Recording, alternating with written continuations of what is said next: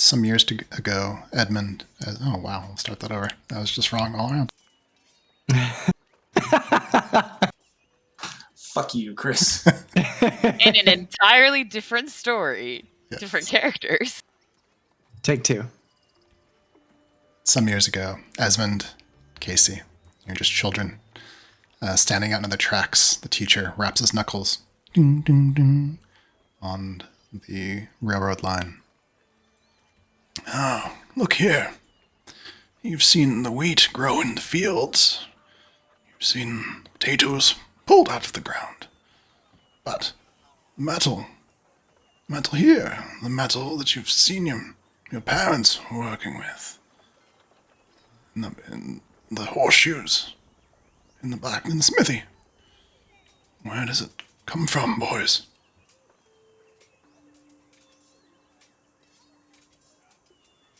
You said this was some years ago? Yeah, are we young kids? Yeah, you're maybe 7, 8 years old. So now I have to do a young version of the voice. God. Fucking balls, yeah. Young boys, alright. The ground, right? Yes, indeed. Yeah, but more interesting, where does it go? And he points down into the distance towards the horizon. Ah, good question, Casey. You've seen people moving about in town, and they bring the harvest in. But, when people pull the metal out of the ground, where does it come from, Esmond?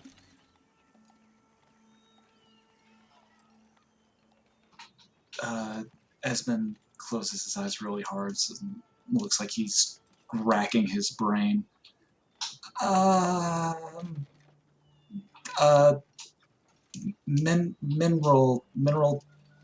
Minerals in the ground that are cleaned, I think.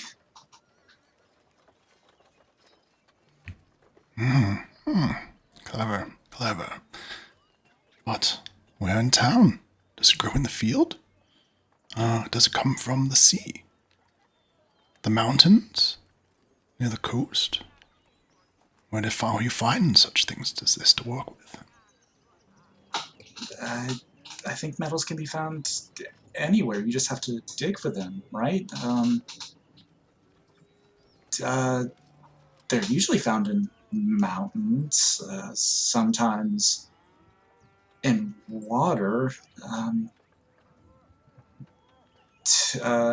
mean, maybe if we dig deep enough, we could find some under town as well. Perhaps. But I'll let you in on a little secret. Long ago, men dug all beneath the town, in the hills nearby, up in the cliffs near the shore. It's the old tunnels there. Once long ago, they brought metal from there, but no more. So where does it come from? How do your parents have metal to work with when they're tinkering? How does Maldine have metal to work with to make the horseshoes? There's no metal here at Shepherd's End. They bring it from elsewhere, right? Yes. Yes, they do, Casey. Very good. Trade, exchange, is one of the pillars of the kingdom. The prosperity of one place can be shared for the wealth of all.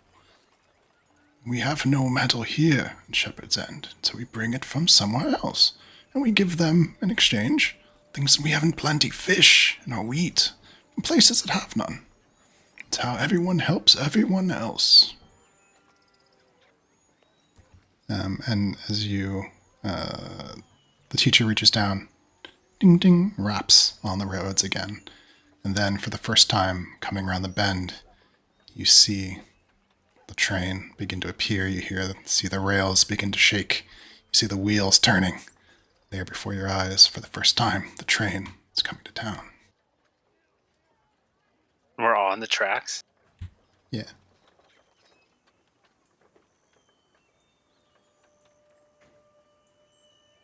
Is that?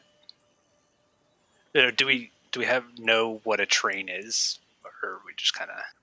You've heard it Oblivious. before, but you've never been this close before. Esmond is awestruck. His mouth is agape as he's just watching the train approaching from distance. Casey would take a few steps towards it, in the middle of the tracks, and turn back to Esmond and say, Let's look closer. And he just starts sprinting down the middle of the tracks towards the train. Esmond, you wake up. It's present day. Give us a little vignette of Esmond and his day, and somewhere in there, describe to us what he looks like. Sure. Okay, yeah, Esmond Clockright wakes up early every day to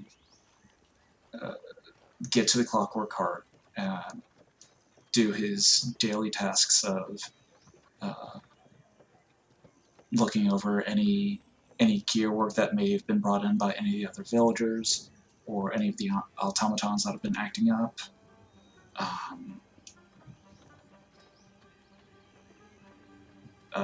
He steps away only for a little bit to go and check back in with his parents. At some point, mid-afternoon, O comes and drags him out so that they can go race against the train. But once they finish that, he has to return. He's got more work to do. O tries to keep him out, but he's like, nope, I've got work to do. It's gonna be worth it, I promise you. And then he just proceeds to work late into the evening, when the sun has fallen far and the moon has risen. He, in fact, is so distracted with his work when he was supposed to meet with everybody later on in the evening, slipped his mind. So he's just, if it's later in the evening, he is currently working in the shop. Give us a little bit of an idea of what Esmond looks like. Esmond is roughly 5'10", with pale white-blue skin tone, eyes that appear almost translucent blue, almost like looking at glass, with white hair with gray streaks throughout, short white hair with gray streaks throughout. He tries to maintain it, but it always seems to come undone throughout the day. It always appears tousled, as if it's been windswept, and he's never able to keep it clean.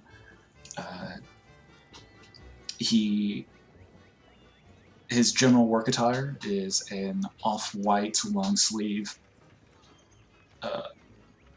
shirt over a pair of leather pants and a dark leather apron. He is missing 2.5 fingers on his right hand, that is replaced with a brass and wood prosthetic.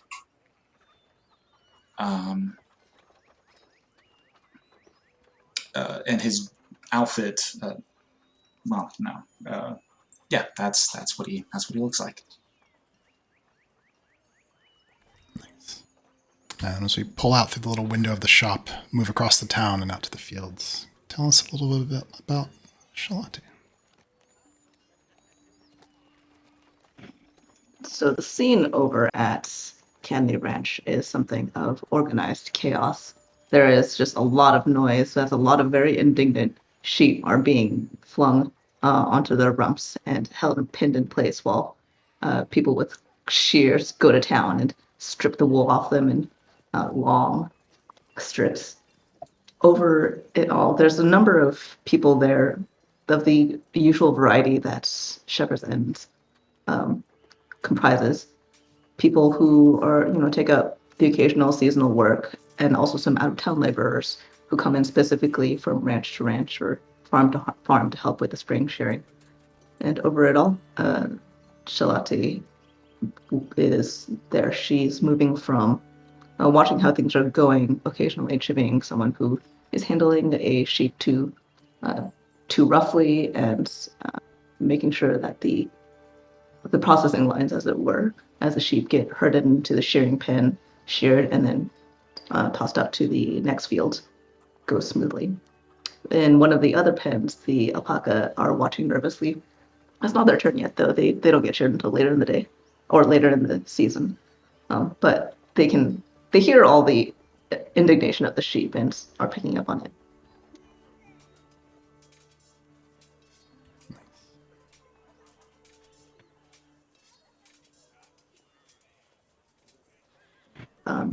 Did you give us a description of her? Yeah, so as she's probably she's not necessarily the most standout person there, as the Cadney family has historically been mostly Minotaur. And while the matriarch of the family is in the north, there are still some of her older relatives, aunts and uncles or distant cousins and whatnot, and her Shalati's step-great-grandfather, who sort of semi-retired, but is also now watching the chaos while also watching the youngest kids off on the stoop of the ranch house.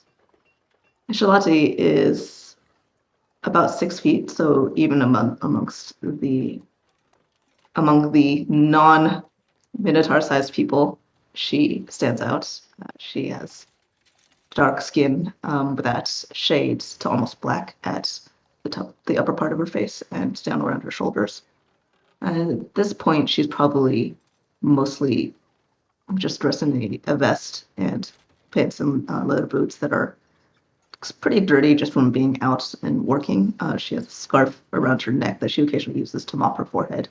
Her hair is long, tied back right now in a braid that swings around and goes down to past her hips. And some of the ranch dogs follow her until she whistles them away with the commands that they know.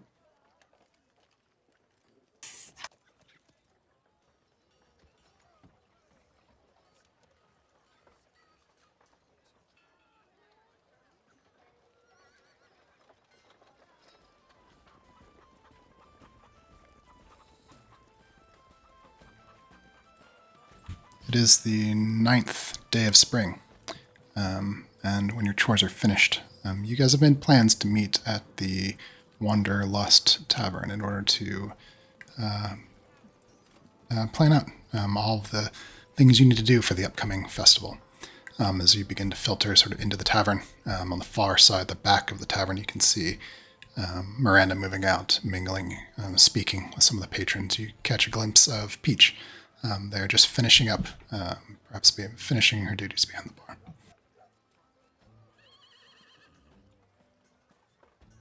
Probably has a big round table. It's a favorite that you guys like to hang out at. And as you guys are finishing up your tasks for the day, you're filtering in to gather with the others and discuss all the stuff that you guys got to do in the next couple weeks. Peach would be waving people in as they arrived and just kind of welcoming them and pointing them in the direction like I'll be over there in a sec. Everybody else over there, just grab a seat wherever. We're gonna figure this out, and let me know what you want. And so she's back and forth from behind the bar and bringing out drinks for her friends, and but also cleaning and tidying up, kind of very multitasking. It's clear that she's comfortable in the space. The interior of the Wanderlust Tavern is covered with the paraphernalia of Miranda's travels. There are basilisk scales and what seems a dragon's tooth on the back wall. Lots of little trinkets, artifacts from days of adventure. You see what seems to be on the wall above the bar. There are the head of a big wolf, all sorts of things. And everything here seems to have a story. Miranda is always talking with the sailors who come and go about all the things she's seen in her days.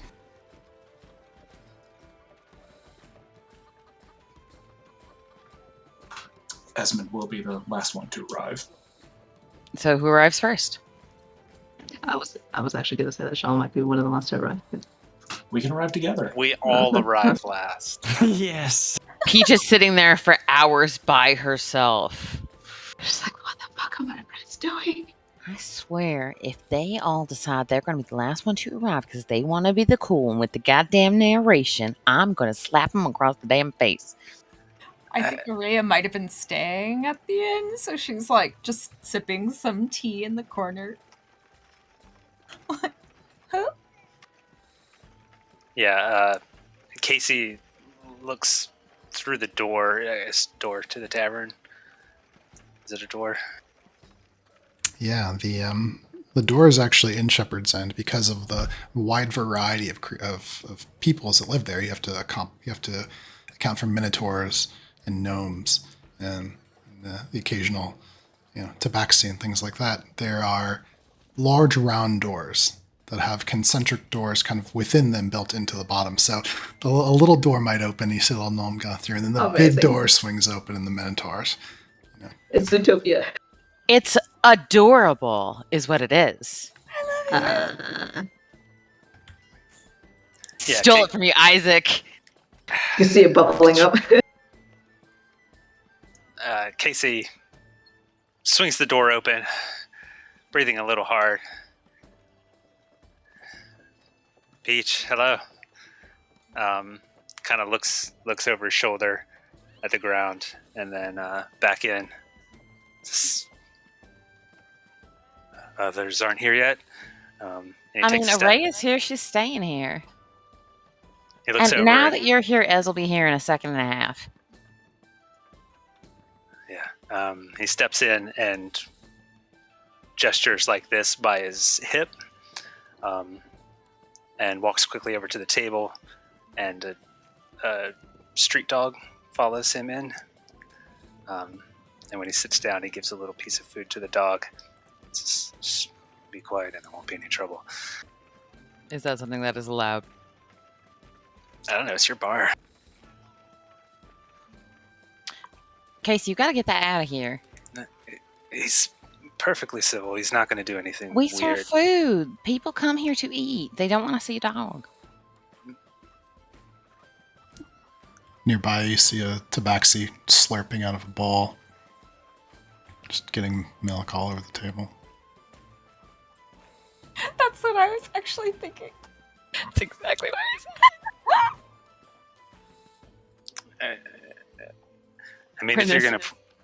Peppa Pig vibes, or BoJack Horseman, where some animals are animals. If you're going to press the issue, I can ask him to wait outside, but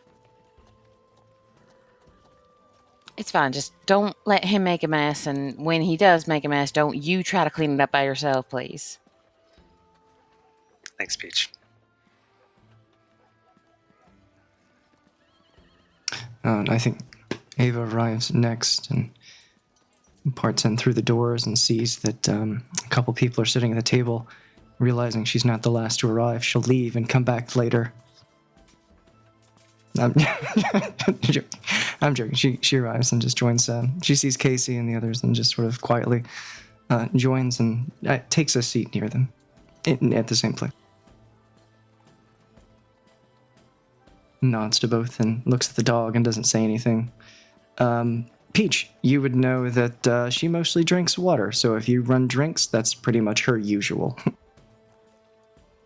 She would occasionally encourage you to go wild with some lemon and cayenne.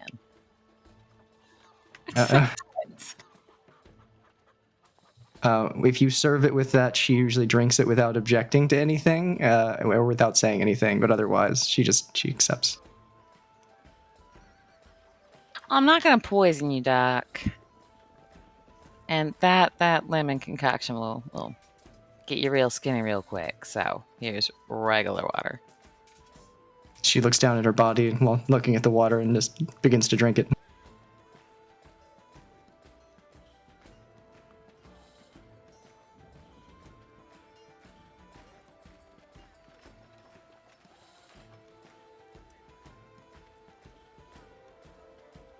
Fuck it, Esmond arrives next. Esmond comes through the door a bit louder than he usually would. He's breathing heavily. He kind of has a wild look in his eyes. He's in his casual outfit, which is different from his work outfit. So he's got kind of dark blue-green harem pants with a oversized beige shirt with copper hem on the sleeves and the collar, and over that is a silver gray poncho that he wears over his shoulders. So he sees everyone at the table and he rushes over. It's like, hey, okay, not everyone's here yet. I can wait. Hey, Peach, water, please. Thank you. Peach would bring water over to the entire group of them all and say, here you go. Who are we waiting on still? Is Salinger in here? Well, I'll just walk through the door at that exact moment then. Sal will use the big door handle and duck in a little bit to walk into the bar. Big grin on his face as he looks around at all the walls. Always like the ambiance in this place. See, I always know it's you because you got to bust through the big door. Everybody can see that without you drawing attention to it, he says as he pulls up a chair and plops down, knees buckling the top of the table a little bit, despite their best efforts, and then scoots in. Ava waves as you arrive. Araya scoots him over a very delicate teacup and pours him some of her tea. You want anything stronger? I can get that for you too. Oh, but this is a really good one. It was something that the priestesses asked for at the temple, and I got to sample some. I mean, is it like special sea guide tea? Well, this one is ruby ois tea. Brew me up a cup, please. I'm off shift in a minute. Cypher will come in next. She seems sort of annoyed, and she's wearing one of her normal grass bodices today with her, like, the straps of her romper off of her furred, speckled shoulders. Her hair just down in waves. And she plops down into a seat at the table with kind of a loaded sigh. Chickens are harder to find in this damn town than you would think. Shouldn't they just be in the one area at the farm, though? Why would they be harder to find? You missed it, as there's Mr. Fairfoot's prized blue laurel hens all escaped yesterday when his fence fell down. And I'm trying to find them. Okay. And we all agreed that the quiche I plan to make would be grossly inadequate if we didn't have those prize eggs, so we've got to help find them at some point. Seems like we got half a dozen different things to do that we have to do, so... And I have suggestions. I need everyone else here before we start talking about those, though. It's why I rushed in here. Well, just waiting on Schlatzy. Right? And, Kabeth is not around right now. Oh, I forgot about that. I guess at that point, Shalati walks in, somewhat unnoticed behind some of the chants piling into the tavern. She's just part of a big horde of loud, tired, somewhat smelly farmers. And she separates them. She doesn't smell much better than the rest of them, but it looks like she's made some effort to wash her hands and rinse the worst of the dust off and change her clothes so that she's not smearing dirt onto it. She's wearing these just a simple long sleeve shirt with a few buttons at the top and some suspenders and these high-waisted half skirt, half pants, but really wide-legged pants. and boots, at least kind of a lot of what she wears in town. Usually what she wears is when she's more out on the hills, but here in town, this is kind of what you normally see her in. And she plops down, pulls out a chair, and then just like puts her arms down on the table and goes, "Ugh." Peach will be quickly attending to the other workers who have arrived, and then as she's serving them, yell over, Slatsy, what do you want? Besides, Beer. like, all the coffee in the world. Beer. Beer. Gently pats her arm a little. Over Charlotte's shoulder out the door, you see Keybeth with a package under each of her arms, piece of toast in her mouth, just go running by in the background. Clearly busy. Yes. Yeah, she'll be around when she's done, I'm sure. Ez actually immediately stands up and scoots the chair back really quickly, watching Keybeth as she runs off, and just like sits back down, exasperated. Shit. What's wrong, Ez? I'll get into it. First, sorry about missing last night. I got swamped with last order stuff I was trying to get done. What did I miss? What'd you guys talk about? Casey leans back in his chair and elbows as check it out, and points to the dog under the table, sitting there drinking from the glass of water that Peach brought him.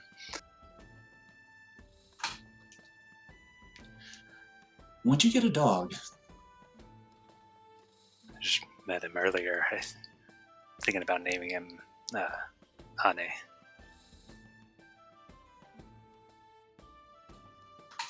Okay. Doesn't bite, does he? Damn it. Oh, sorry, you Noah. went left over.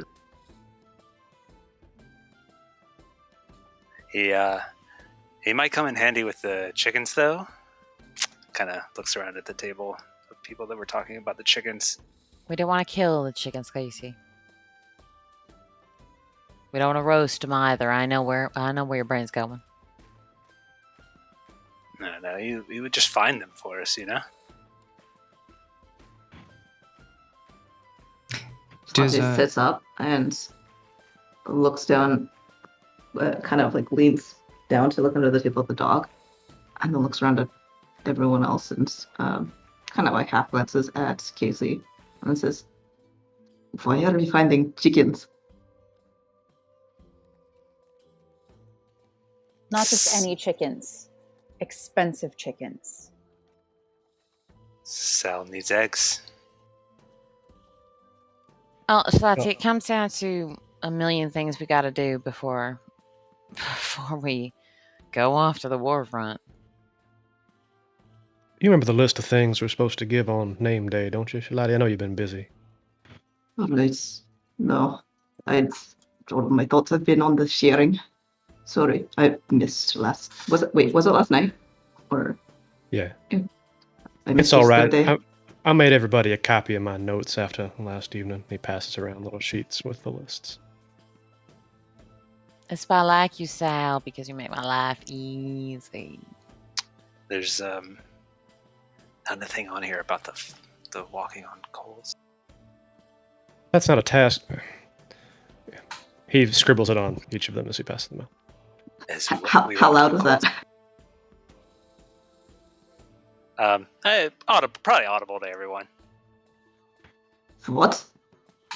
Yeah, no, what? No, you missed out, as it was so awesome. We had a big fire and we raked out the hot coals and everyone ran across it. It was amazing. It was pretty cool, but we're not going to do that for children, Casey. Children! And they were only minor injuries. He looks over at Kabeth, a little concerned. Kabeth, No, it's not Kabeth. Yeah, Kabeth is not here yet, but are you ready? Yeah. So after moments before having seen Kabeth run through town with packages under her arms, toast in her mouth, and you see her appear in the doorway. You finished your chores. Where are we? At the Wanderlust Tavern, where Peach and where Miranda owns and Peach works, and everyone seems to be gathered there at your favorite table. She steals a chair from another table and plunks down, sitting like with the chair back to front. And she's like, "You guys talk about chickens? Beth, what do you want? Cider."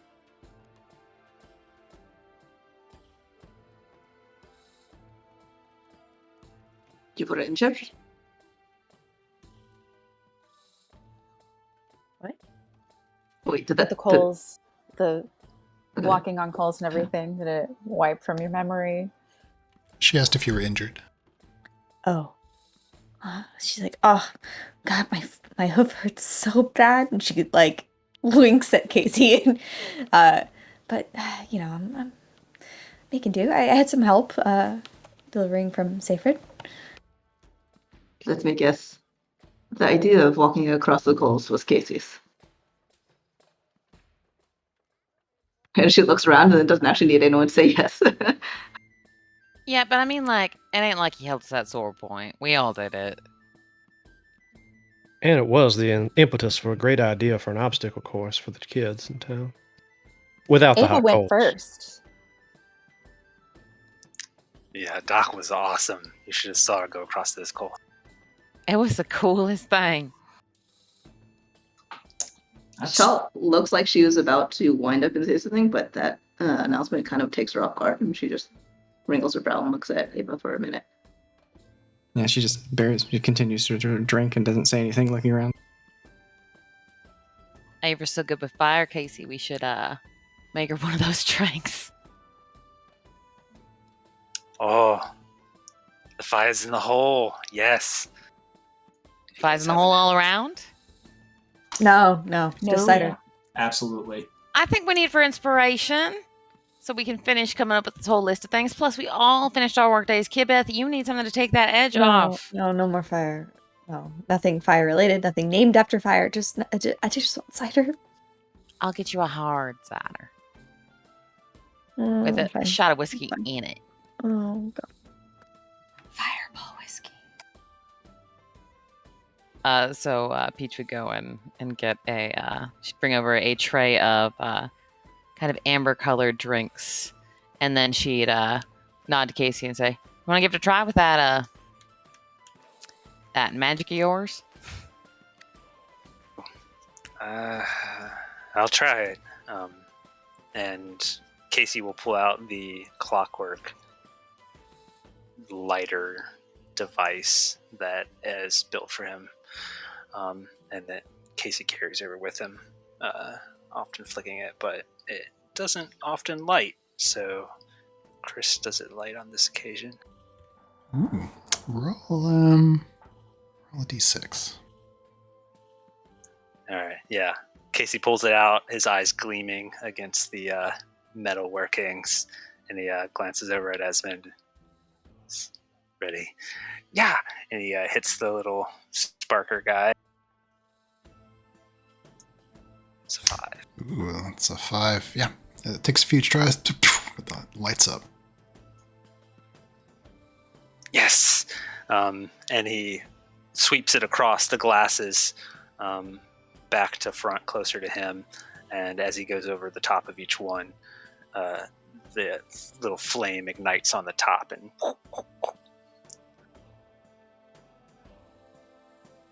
then he starts to pass them out to anyone that wants one.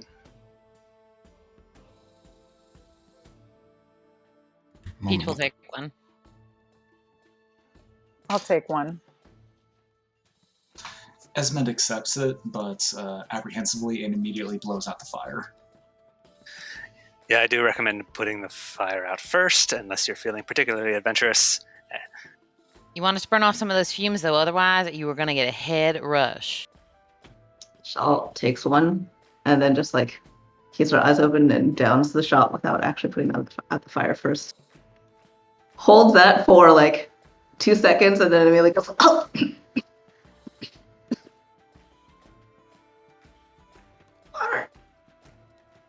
She's got her own trial by fire. Just as good as walking over coals.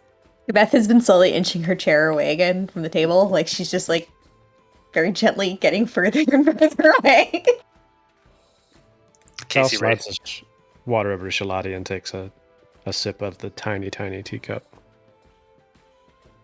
Yeah, Casey raises an eyebrow at Shalati when she does that and drinks it down without putting the fire out as well. Do I need to roll for damage? Cypher sensibly blows out the fire and then takes the shot. No extra fanfare. Peach also blows hers out first. Ava blows out the fire and then very, very subtly and quietly just sort of has it on the table and then pushes it over to Sal, just so he can drink. Drink it in one, Ava. You got it up and down. You already got your spitting things on it. Right? That ain't sanitary. You can't share with somebody else now. You got to drink that drink, otherwise you're wasting it. Oh, leave her alone. If she wants to drink it, then she'll drink it. It's fine, and I'll get to both of those after I finish this tea. I can't insult one gift by rushing into another. Araya sort of clinks your teacup. Shalati, Ava would never have any fun if we didn't make her have fun. Sometimes her fun is a bit different from ours, but we have to respect that she doesn't like a lot of fun things. And she charged across those coals like a... Well, I don't know what, like nothing like Doc. That was impressive. Let her have a day off.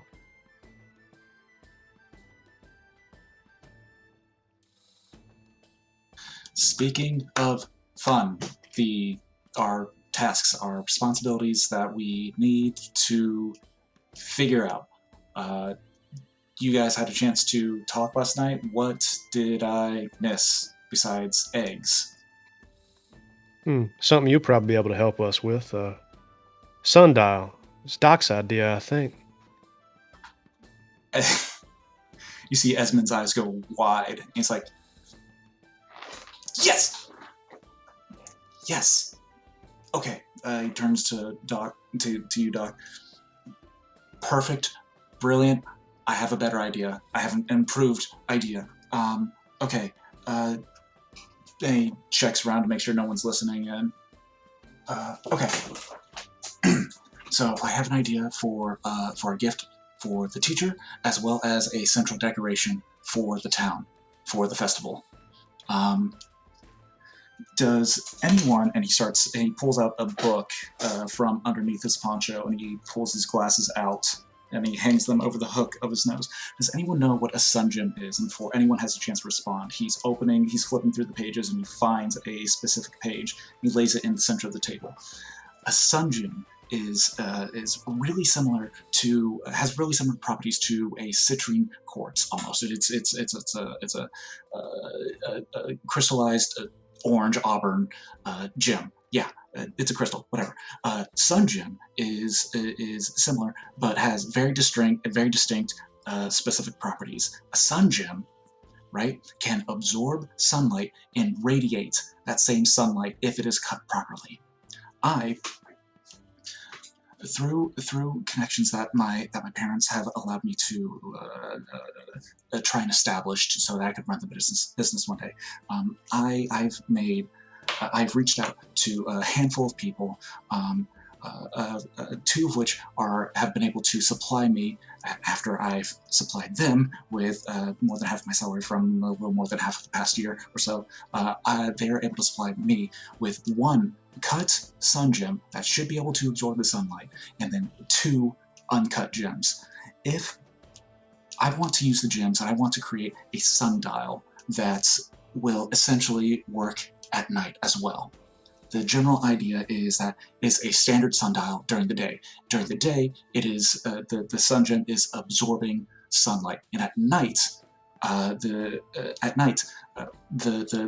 through gear mechanics that I can install into the actual dial, the dial will turn, allowing the absorbed light to radiate through specific holes in the sundial, indicating certain times of the night, so kind of like glowing, so a star dial.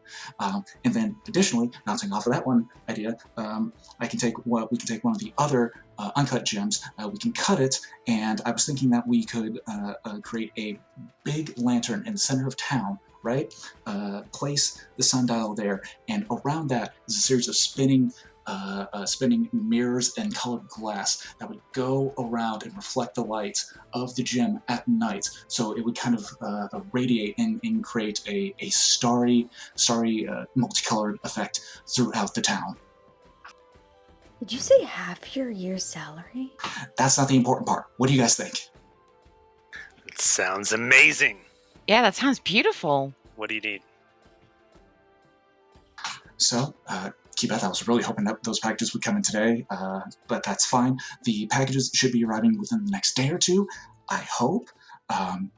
I ordered one cut sun gem, but they are incredibly brittle, so hopefully it actually arrives undamaged. But as a precaution, I ordered 3 uncut gems that we can cut on our own. They are the absorption property that they have is maintained only through a very specific cutting process. So it's a standard rock, basically orange flat gross rock, uncut. But if we can cut it correctly, that will allow it to maintain its absorption properties. So once those come in, what we'll need to do is get proper stone to create the sundial as well as the lantern. So we're going to need masonry tools. We're going to need jewel cutting tools. We're going to need my workshop to make this happen. But I think with enough time left, if we work especially hard, we can at least get those 2 things done. Along with everything else, probably those other ones are going to be my primary task, I think. Shalate's during all of this has slowly her eyes have been glazing out as she stares off into 1,000 miles away, and she slowly starts tilting, and then when as it finally stops, she snaps back and says, "So all of that to say, you need jewel cutting tools, and what was the other?" We're going to need masonry tools to cut rock. We're going to need jewel cutting tools to cut the gems. And we're going to need my workshop, which... But you have your workshop already, so... Yeah, I'll just need to convince my parents that I need it more than the standard workday. They'll understand. It's supposed to be a surprise. So 2 things. Yeah. I think that your enthusiasm about all of the things that you said speaks volumes. It's ambitious, at the very least. If we find all those tools, we got any jewel cutters and masons amongst us? That's why I got the 3 extra uncut gems, because we don't know what to do. But we can figure it out. I can figure it out. I've been reading several books on gem cutting. It's not difficult. It's just very, very precise. So it's not difficult. It's just incredibly, incredibly, incredibly difficult. What? While you are doing that, because it sounds like a one-person job, once you get the tools that you need, while you are doing that, why don't the rest of us go gather some flowers to make into some nice decorations for the town square and weave into garlands for around? It's a blossom festival. If we have no flowers, that would be bad. It's a very good backup plan in case this fails, which there is a greater chance that it will than it won't. If it doesn't fail, then it will just look nicer, because you will have these decoration you are doing in the midst of all these flowers. We need to make the obstacle course too, right? Yeah, we need to make the obstacle course, and we need to provide the food. Yeah, Ray and I are gonna handle most of the food, but we want to find those chickens so that we can get those eggs for Salinger's quiche. Absolutely. So, Cypher, Doc, Shalati, it looks like we're on obstacle course duty. Possibly. I think if the red dogs are not sniffer dogs, but they might be useful for that. And she looks down at the stray under the table and says, "Is this just a stray dog from the docks?" Just to clarify the naming, because I had mispronounced it before, it's Hane is what he named the dog, which you guys would probably maybe know that is also the name of the sheriff in town. This is Hane. We met earlier. Now, did you turn Officer Hayne into a dog, or are you just looking to get arrested? The dog's in the midst of like cleaning itself and like pauses and looks up because it can tell that you guys are talking about it.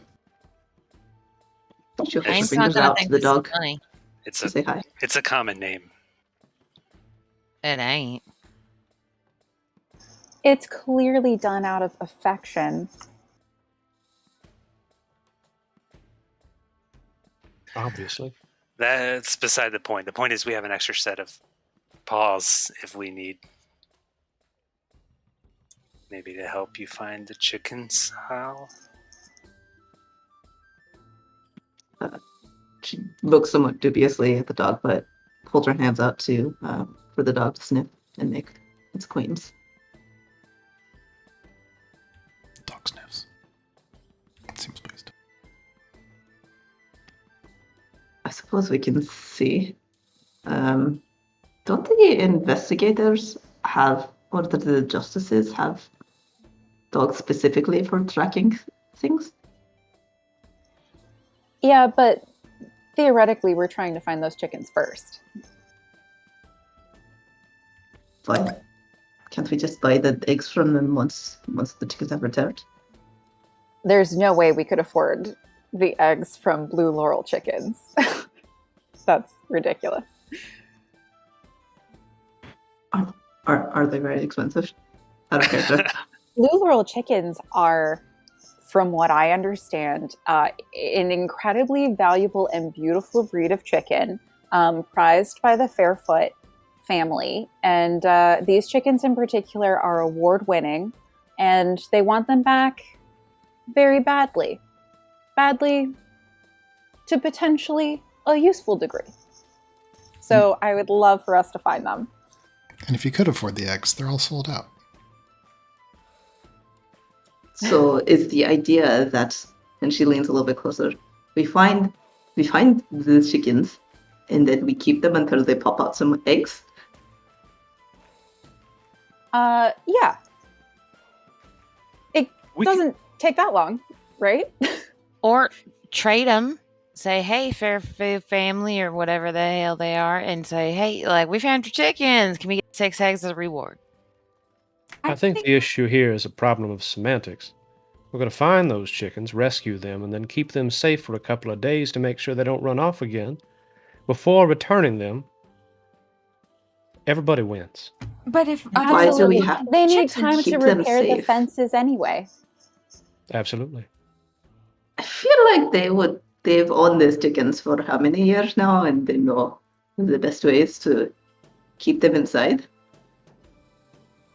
We have 1 or 2 chickens, but not that. I mean, they might fight or something. I mean, if you have an alternative for getting such high quality eggs for our labor of love quiche for the town, then by all means. I'm mostly Hunt down the wondering. chicken. I'm mostly wondering why we had to keep them. Yeah, it might. We might get blamed. It only takes, a day to get an egg from a chicken? So, I mean, if we keep them just for a day, just to... If they're very stressed, then they might not. Well, then we'll just make a very relaxing environment for the chickens. And then by morning, we'll catch them during the day, and then we'll return the next day. And then by the morning, we'll have some eggs, and it'll be fine. So Ez is going to do 2 of the 4 things we got to do, and the rest of us are going to chase chickens around? We No, also have to build the obstacle course. there's the obstacle course, there's the flowers. The food. The food, yeah. Okay. I'll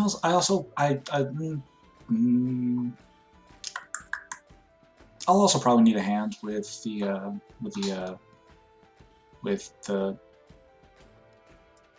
lantern. Sorry, I lost my train of thought for a second. With the lantern. Yeah, should we maybe like divide and conquer all of this? And we can talk about chickens for days and days, but you know, if I'm not a chicken chaser because I'm a curry cooker, then it doesn't make sense for me to be a part of that conversation. You know what I mean? We should use our time wisely because we got so little of it. Chicken rescuers. Chicken Chicken- rescuers. Chicken liberators. They rescuers. liberated themselves this time. Are we chicken oppressors? Rescuers. Besides, Mr. Fairfoot is super old, and old people go to bed really early, right? We can't disturb him in the middle of the night if we find his hens late in the evening. It would only be polite to wait until the morning. So I don't see any problems here. And any further discussion might be establishing a bit too much motive at this point. Let's move on to the next task on our list. The Agreed. obstacle course. Who wants to do that?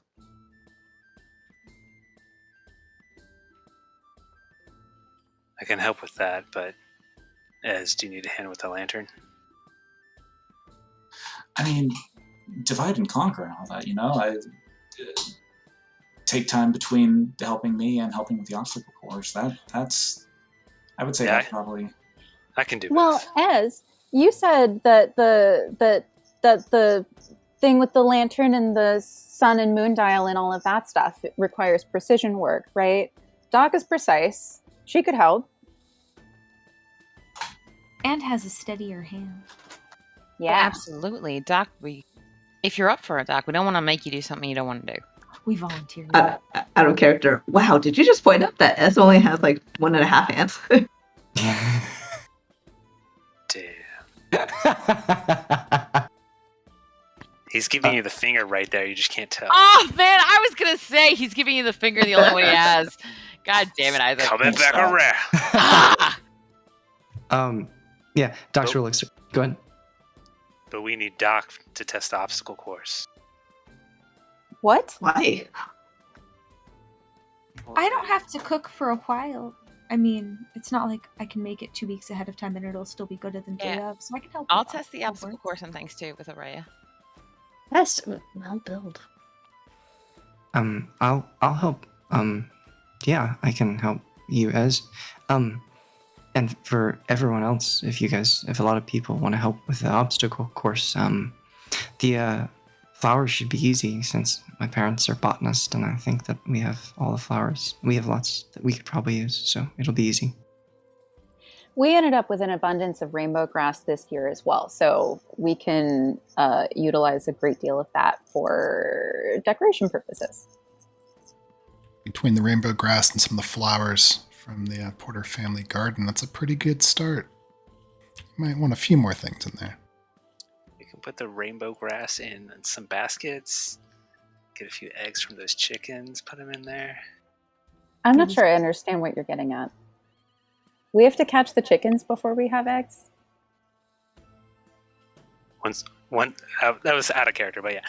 But once we have them, it's just a matter of a little encouragement. Just egg them on. So the flowers can wait until closer to the time, as can the food. And so the things we need to do right now that we can start now is looking for some chickens, starting to build an obstacle course, and building Esmond's thing. Yes. For the games, if there are children who do not wish to do the obstacle course, we can, of course, the ranch can, of course, lend out some of its llamas or sheep for the children, the very small ones, to ride. A llama ride, and then we can put flowers on the llamas. Yes. For the That's obstacle. very pretty. For the obstacle course, Ez, do you still have 2 of those malfunctioning automatons? We could probably use those and a shovel. We may need 2 shovels.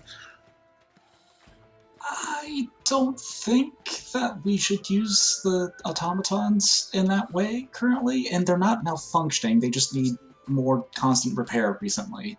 They've got personality. It's perfect for a random obstacle. Yeah, but I mean, Random obstacle. We don't need that kind of chaos. We do don't not want the these kids children losing to be legs. hurt. Yeah. I mean, you want it to be interesting, right? Pain is not required to be interesting. Just make it muddy. We don't need it to be interesting. We need it to be perfectly satisfactory. Sounds boring. Mud is They're frowned little upon children. at a festival. Generally, people don't want to have to hose off the children. They do love mud already as it is. They will probably find it anyway. we can have accidental mud and wink at the kids. I feel like the mud gives an option that will let them have like something they want to avoid, right? They don't want to necessarily fall in it, but it is not going to hurt them if they do come in contact with it. At very most, they're going to need to have a bath. Maybe, perhaps a rope climbing over a mud pit. So that that's we a good one, yeah. Hold on. Those of us with many younger children, some of us are responsible for bathing the children. I don't do that. I mean, we could Or just make them very good at rock climbing. or we ended off with a pool of water that they have to swim through. That'll get Oh, muddy. Ooh, not that bad. sounds. That would also become a mud pit. Actually, I don't think that there's a way to avoid doing mud on an obstacle course, as it's going to make the course the most safe for the more accident-prone runners, I think. Bales of hay. Bales of hay. We have hay. we could scatter hay and grasses around to absorb the worst of the mud. I just So we realized need to this is gonna test be the level of muddiness. this is gonna be funny as hell. These kids are gonna be slipping and falling. Who's on the Shut- design team again? Shout, could they All right. could they race some of your sheeps too, just as a fun thing? Are you out of your mind? That's a possibility. The sheep would have to be urged to run. What if they get trampled? I don't want to be responsible for Well, they this. don't have to be running in the same pen as a sheep. Instead, we could set up something like a track and field thing. They can do like a 3-legged race. There's like a fence in between if the sheep are inside the pen and That's slap just on the Pettins bus. in, pettins in. You bring your like most happy kid friendly ones, and then they can pet them and like interact with them there, and they're not riding a sheep and racing them. Or we could have the kids find a frog in the forest ahead of time and do a frog race. And That they would all be really find cute. their own contender. I remember catching frogs and racing them. That was very fun. And then It's been a we're not while. responsible for the muddiness that might occur.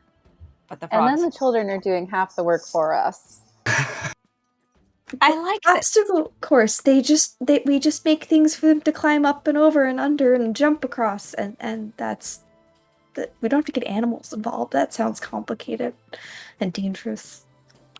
Well, the animals can be something else, not part of the obstacle as such. What if somebody squishes a frog? That's too bad. That's unacceptable. I think we're overthinking it. We don't need them to do frogs that can race each other. We can tie their knees together. They can do a 3-legged thing. They can have a big muddy thing that they jump over or walk across a beam on. It'll be fun as hell. They'll really like it. And yes, they will get muddy, but children tend to dookie bath. Oh, what if you want something that is careful, maybe they could hold something that is light or balance something on their heads and have to see who gets across a span without dropping it? Put a pebble on a spoon. They have to hold it in their mouth and run across the field. That would make sense. Climb over a wall, across a balance beam, through the ring of fire, and into the pool of water. And they're No done. It's fire. quick and easy.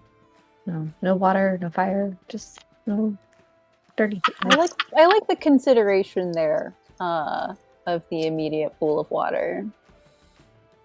Peach has That's- cracked up at through the ring of fire and is no longer participating in the conversation for a moment. For the obstacle course, I think O is on the right track, so to Thank speak. I mean, if we're going to spend our time worrying about how to keep the kids clean, we're never going to get anything done. That's not really our prerogative in this particular scenario. So I think we just need to come up with a couple of ideas for what could be used on the course and figure out the details of keeping it safe after the fact or throughout. But like if we focus on keeping them clean, keeping them safe before we design the course, then we're kind of running in circles. And you all remember from years past throwing bombs of colored powder at each other? No one got That out was of fun. there clean. That year was very fun. Yeah, that was great. It was nightmarish. Ruined 3 shirts. Everybody else had a blast selling shirt. If you hadn't have kept changing into clean shirts, you'd only have one ruined shirt. What was I supposed to do after you hit me with a ball of color? Keep on the same thing? It could ruin the entire wardrobe. Yes, okay, cool. So, what if... So me and Ez will work on one thing, and then I guess we have 2 more teams? And who wants to do the obstacle course? As Doc asks that, Peach, out of the corner of your eye, you catch a glimpse of familiar silhouette, and you see that sailor who the day before had been complaining about the lighthouse. You see him kind of stumbles out of the tavern, heads out into the street. Peach turns to your friend and says, hang on just a second. And she'll kind of try to stop the sailor on his door or immediately outside the door. And she'll ask him about it. Okay. Well, Peach stands up, moves towards the door. When you get there, how good is Peach at sort of this sort of thing, spotting someone in a crowd, following someone from a distance? I think she's pretty good at that sort of thing. I think that she can definitely pick a person out of a crowd pretty easily and keep an eye on them. Okay. Roll a d20 and then add a d4 to that. Cool.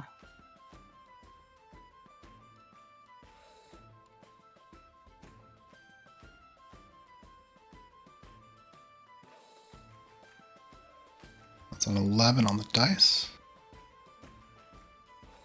And an additional 1 for a 12. That's just what you needed. Yeah, so a couple people, you squint for a moment, pick the guy out through the crowd, and you're able to move out to the middle of the...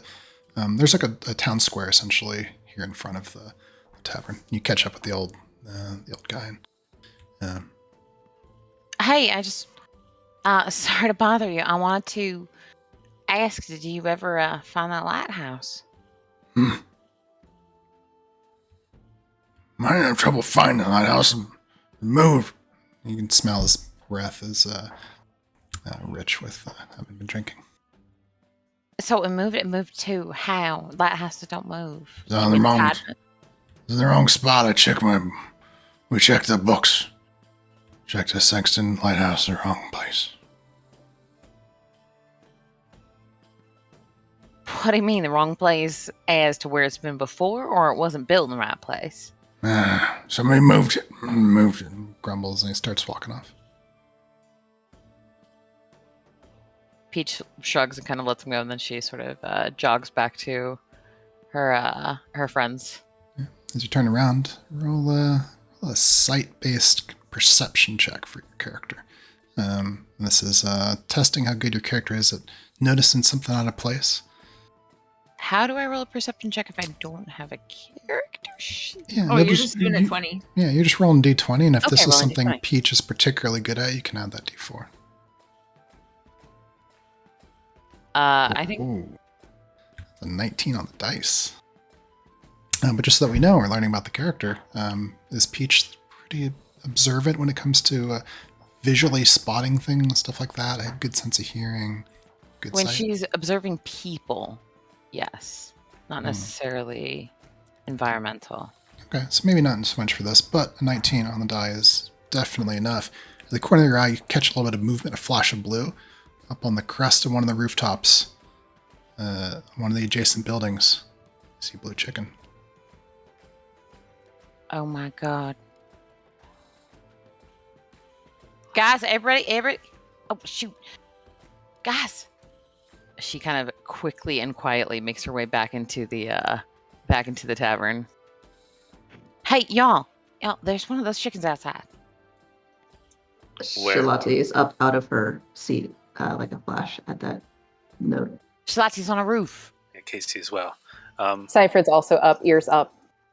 Upon hearing roof, Casey looks at Sal knowingly, and then looks at Hayne under the table and at S, and then runs out. Yeah. You come skidding, spilling out a couple of you out through the door into the street. You look up to where Peach was pointing. Don't see a chicken though. I swear it was there a Shalati minute ago. I saw blue feathers. is going to move toward the house, the roof that was indicated, and start looking for a way to climb up. What you're looking at is Meraldine's smithy. So it's an open sort of face building, but a tall roof with a vent on the top. Are there barrels or things like that pushed up against the wall that she can climb on to get closer to the roof? Like, and is the roof slope or is it flat? It's a steeply sloped roof. There are definitely barrels and crates and things like that around. You see Meraldine there working on probably horseshoe. Cypher, did Sal come out with everybody, or is he still at the table? He moved a little slower to make sure he didn't knock the table over when he was standing up. And you see him just now coming out the door. He's taken off his jacket, folded it neatly, and is rolling up his sleeves. Cypher ushers him over, kind of around the side of the building where the chicken was. He gave Casey a nod as he passed, too. Casey backs up a few steps from where they're heading to, and then runs at them once they get there.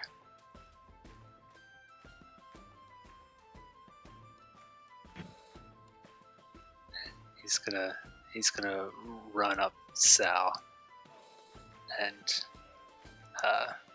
place his foot in Sal's hands to get Sal to throw him as high as he can in the air. This is something that they've done regularly on the what was it called? Spin turf? Spin Yeah, turf. spin. Yeah, spin turf field. So, Sal, given audible sighs, he hadn't finished rolling up his other sleeve and was just about to ask Sefford what she was about to say when he sees you charging at him, drops halfway down to knee in a crouch, and then tries to toss you backwards. Yeah. Okay, I'm going to have each of you make a little bit of a roll here. Each?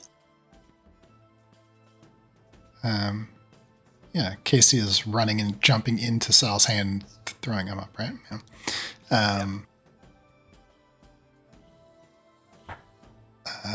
Yeah, so I'm pretty sure. So for a test of this athleticism, actually, I think for Casey, this is more like acrobatics, precision, things like that. Is this something Casey's pretty good at? Yeah, he often parkours around town,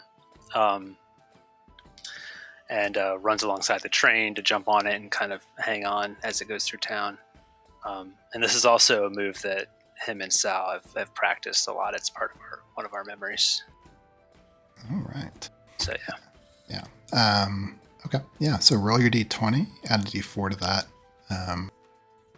And I think because this is like a shared teamwork thing from your past, you get an additional d4 you can add to it. Sal, you're going to roll a d20, and if Sal's particularly good at these sort of strength-based kind of things, you can add a d4. If it's even your best thing, you can add a d6.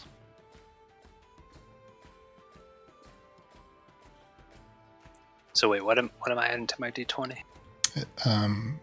2d4. 2d4. Yeah. Casey runs up swiftly, kind of his bare feet kicking up dust to the ground, but not heavy-footed at all. He's very light-footed as he places one foot on the knee, the other the hand, and then springs up with his shoulder.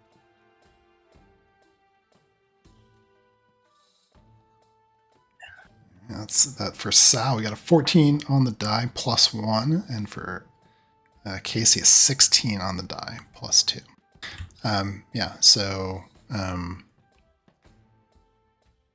Cypher, do you see as just out of the corner of your eye, Casey just comes running out of nowhere, runs right past your shoulder, jumps into Sal's hand, who hurls him upward. You manage to get hold of the roof up there, Casey. Cypher, how do you react to that? She is clearly annoyed and kind of like and making eye contact with Sal. Says, yeah, that's basically the idea. May I? And she will also sprint back to get a running start and do the same. Sal dusts off his knee. I don't know why he always has to step on my pants when he runs up. It could just go over straight to the shoulder.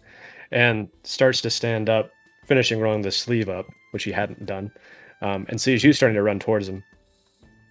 And then drops back down to toss you up.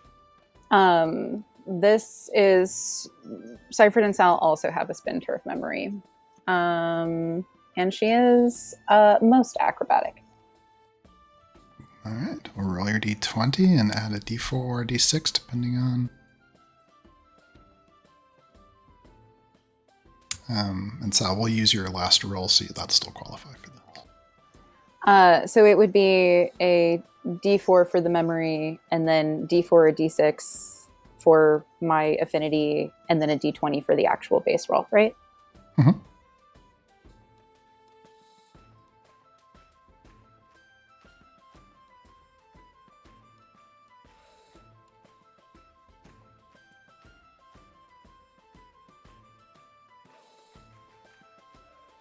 All right.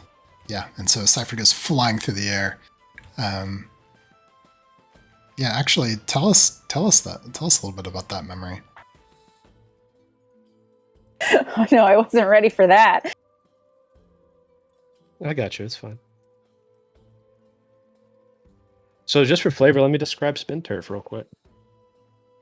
It's a circular court. There's a couple of squads, teams in town, 5 members at a time. It's a little bit slim pickings for games lately, but it's a pretty popular sport before people traveled north. You've got a jammer. They're the fastest member of the team. That's been ciphered for most of our young lives since we started playing. And Sal is a blocker. You have 4 blockers on each team, and they tend to be quite the combo on the court, as he can basically act as a big old wall and toss her past the opposition. Second best team in town. His dad was a little better. Casey was briefly on the team, and he kept skipping practices and only made it to 1 game, so I kicked him off, but he was pretty good. All right. Well, as Casey gets thrown up there, lands on the roof, you just get a group when you see Cypher go flying right over your shoulder, landing there in front of you. Casey, just as you get a grip in, you hear the roof creak a little bit, and then Cypher lands right in front of you. Cypher and Casey both roll for me a d20 with another. This is sort of a test of your, how carefully do you walk? How sure-footed are you? Things like that. So I'll let you choose either what is essentially stealth or acrobatics for this.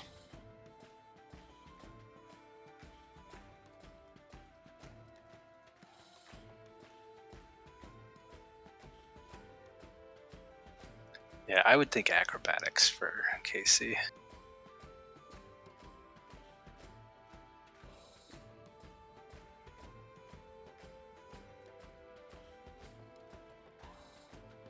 Ooh, those rolls are much better than last week, fellas. Yay!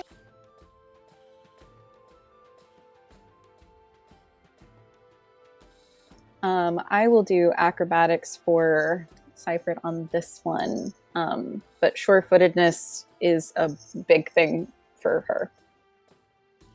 Looks like is that a 19 on the die for Seifert plus a 5? Yeah, I got 24. Nice. And then Casey, that's a 7. Am I doing a D4 or a D6 on this? That is up to you. Is this your very best thing?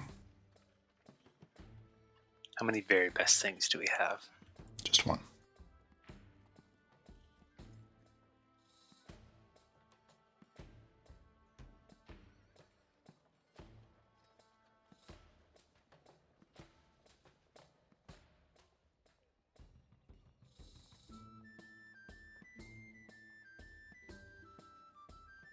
I think at this time in his life, yeah, probably.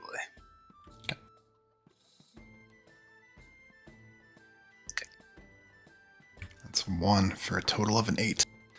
Cypher goes flying up past your shoulder, lands on a board. You hear the one beneath you groan and then gives away. You hear the tearing of the rooftop thatching, snap of a piece of wood. Cypher, do you realize Casey's going to fall through? Can I try to, pull him onto a stable board? You totally can, but grabbing onto his full weight and pulling him up, that's going to be strength. I can tell you right now that is not her very best thing. Just roll a flat d20. If she fails, she's going to drop him. Okay. Rude. Oh, that's a natural 20. So just as you're about to fall, Cypher grabs onto you, hauls, gets you onto a stronger spot. A couple pieces of little chips of wood and some straw fall into the smithy. And those of you who are still standing out in the courtyard, you see some debris kind of falling down, and you see Meraldine glance over, just catching it in the corner of her eye. Doesn't seem to understand where it came from. Oh.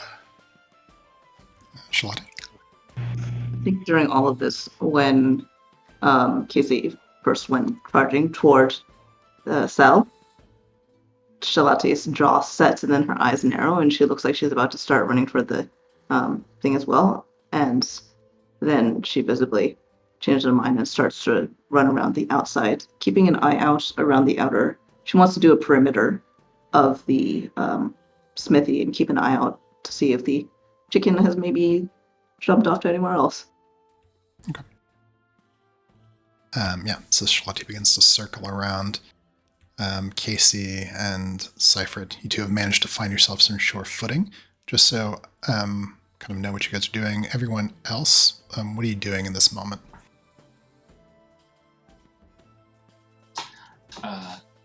Esmond probably would have come out of the tavern with Aurea and Doc, and just to neither of them in particular, just kind of wondering aloud, how did the chicken get on the roof in the first place?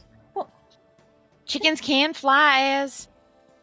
Chickens can glide at most, they can't fly. They can fly a little. You're thinking of like video game cuckoos. Chickens can't fly like proper. Doc and Kabeth, have you joined them out in the courtyard? I am casually sipping my cider at the table inside. Just sitting there and drinking my drink. What if the chicken flies off the roof?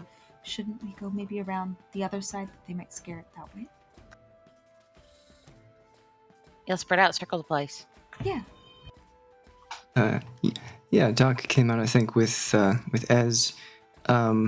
And did the dog stay at the table, or? That's actually part of why I was asking. So with Kabeth still there there with the dog is patiently just lying there on the floor. beneath the table. Okay, yeah, she's then just out there, sort of observing a little bit, and she sees her two friends, I guess, on the roof of this place. You guess? What do you mean you guess?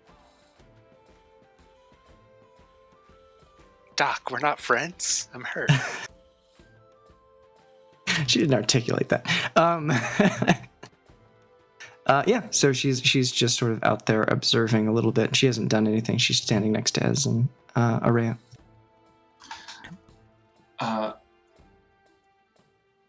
At Araya saying that the chicken may have flown off, Esmond will turn to Peach.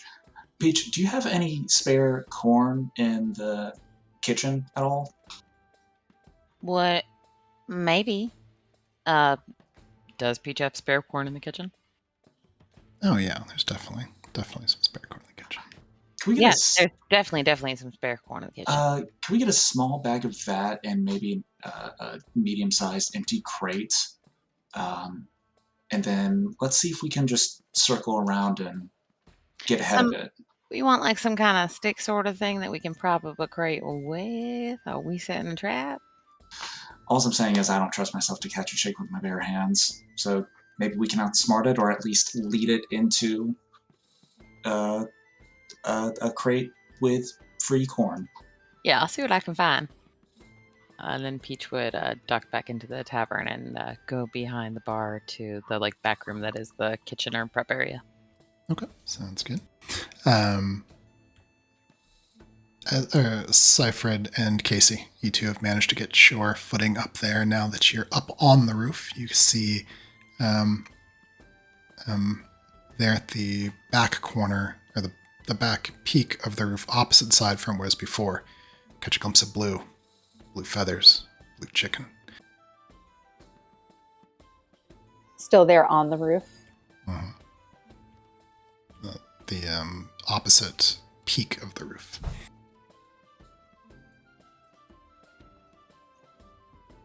You go left, I Don't go right. spook it. Yeah. So Seyfried will try to quickly and carefully swoop in around the left. Wait. Oh. Take a moment. Watch its movements. It seems scared. A little chicken. And he steps quickly to the right side. Okay. Seyfried is delayed for a near imperceptible moment before taking off to the left. All right. So, as you two spread out, going either direction, flanking on the way to intercept this chicken, I'll let you choose here whether to test your character's ability to move stealthily or your familiarity with animals and how good you are at behaving around them without freaking them out.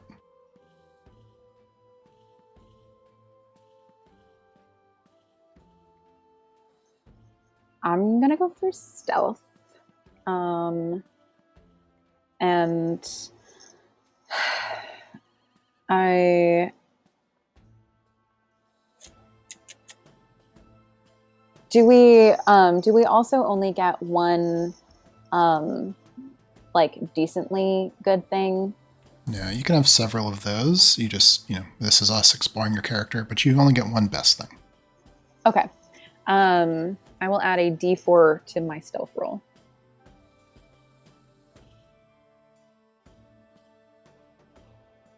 That's an 8 on the dice for Seyfried, plus 3 for 11.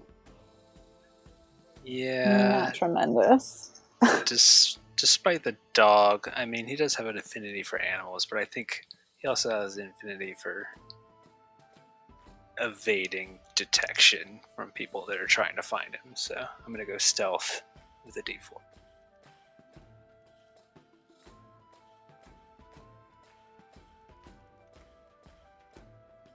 And is a 12 plus 1 for a 13. You're not entirely sure which of you gives it away, because there's a little bit of creaking from both of you. But the chicken perks up and takes a leap off the roof towards that back alley. Shalati is already coming around the side as people are spreading out there. Shalati, you look up, catch a glimpse of your friends on the roof, and you see this chicken jumping off the roof, flapping its wings, floating down into the alley. How close am I to it? What do you want to try and do? Oh, how close am I to it? 10, 15 feet maybe? She is going to pull the scarf off of her neck, like the little shawl thing, and then basically is gonna like hold it between her hands and try to swoop down and scoop it up. Just telemethod it. All right. Okay, yeah. So, yeah, this is certainly probably a test of how precise and quick and accurate your character is.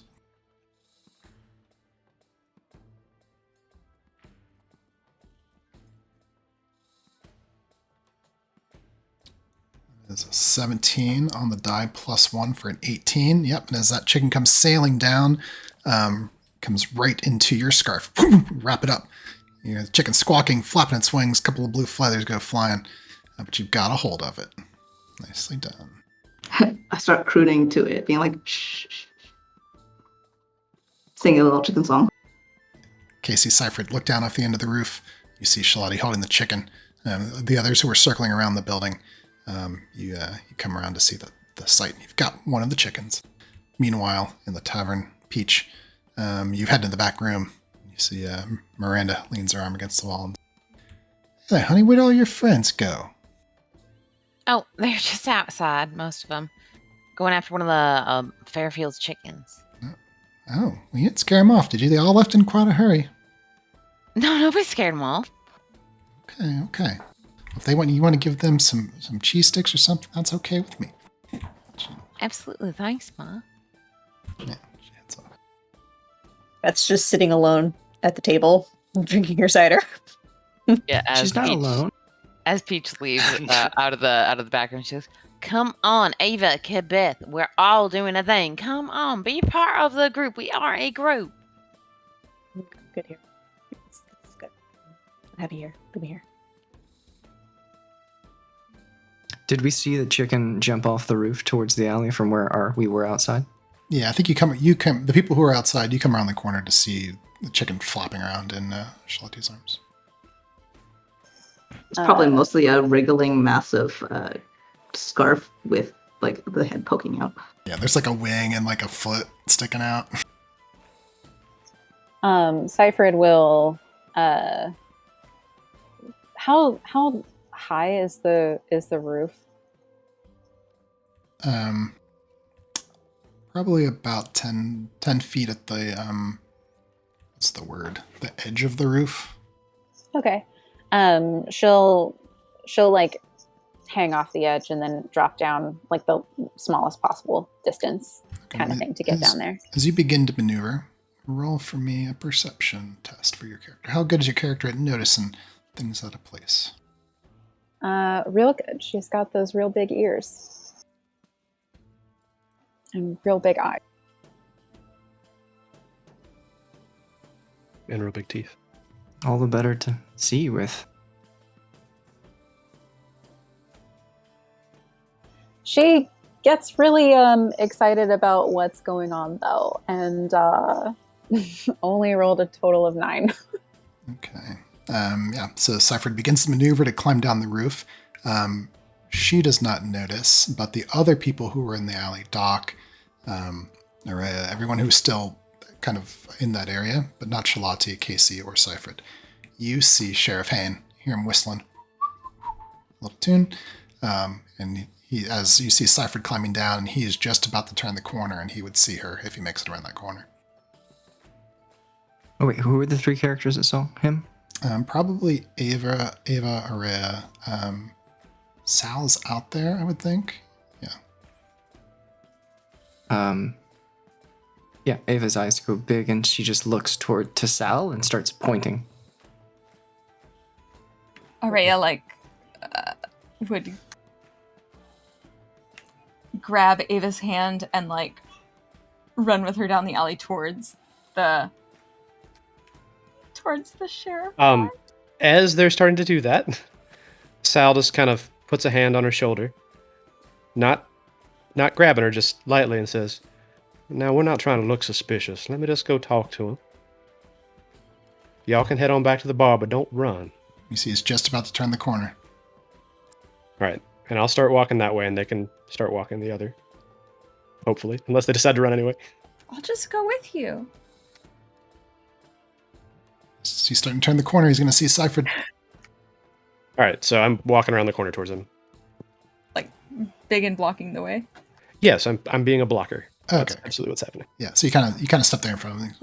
Yeah, and so you see this the satyr sheriff with his big mustache. Yeah, kind of pauses. Oh, Officer Haynes, pardon me, I wasn't watching where I was going. I was lost in my thoughts. How are you doing today? Young Sal. Well, what's you? I usually see you at the docks this time of day. Usually. You know, naming day is coming up soon, so me and my friends were over at Miranda's just trying to think up how to get everything done. It's an important time, you know? He glances over at the others. So everyone who's not Sal, please roll for me a little test of how well you keep your composure as you kind of you're there as he has intercepted this. This feels like I'd be pretty okay at it. Who's going to be rolling this? All of us?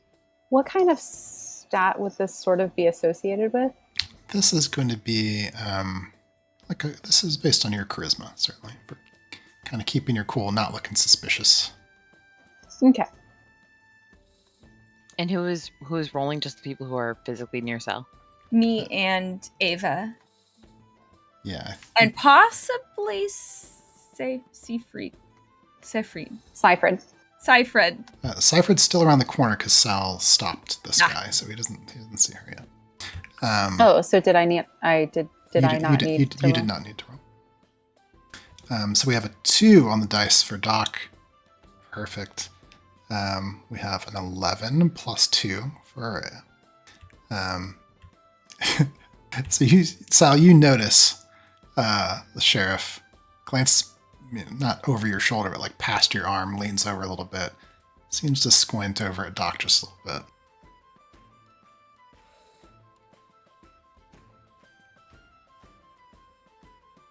Sal looks at her. And he looks back at you. What are you kids doing? All right, so we had this idea for an obstacle course for the games coming up. Are we supposed to design those? So we're wandering around looking for inspiration, things to climb on, places to go, things that would be safe, well, but also fun. Taking in the surroundings. And, you know, Doc's always a little bit nervous. Kind of squints at you. All right, so let's test how good is Sal at quick talking to the authorities. At this point, you see Seifred's drop down into the alley safely. Gotcha. I would say above average, not his absolute best thing, but in the top 3. He's good at talking. Roll a d20 on that for it.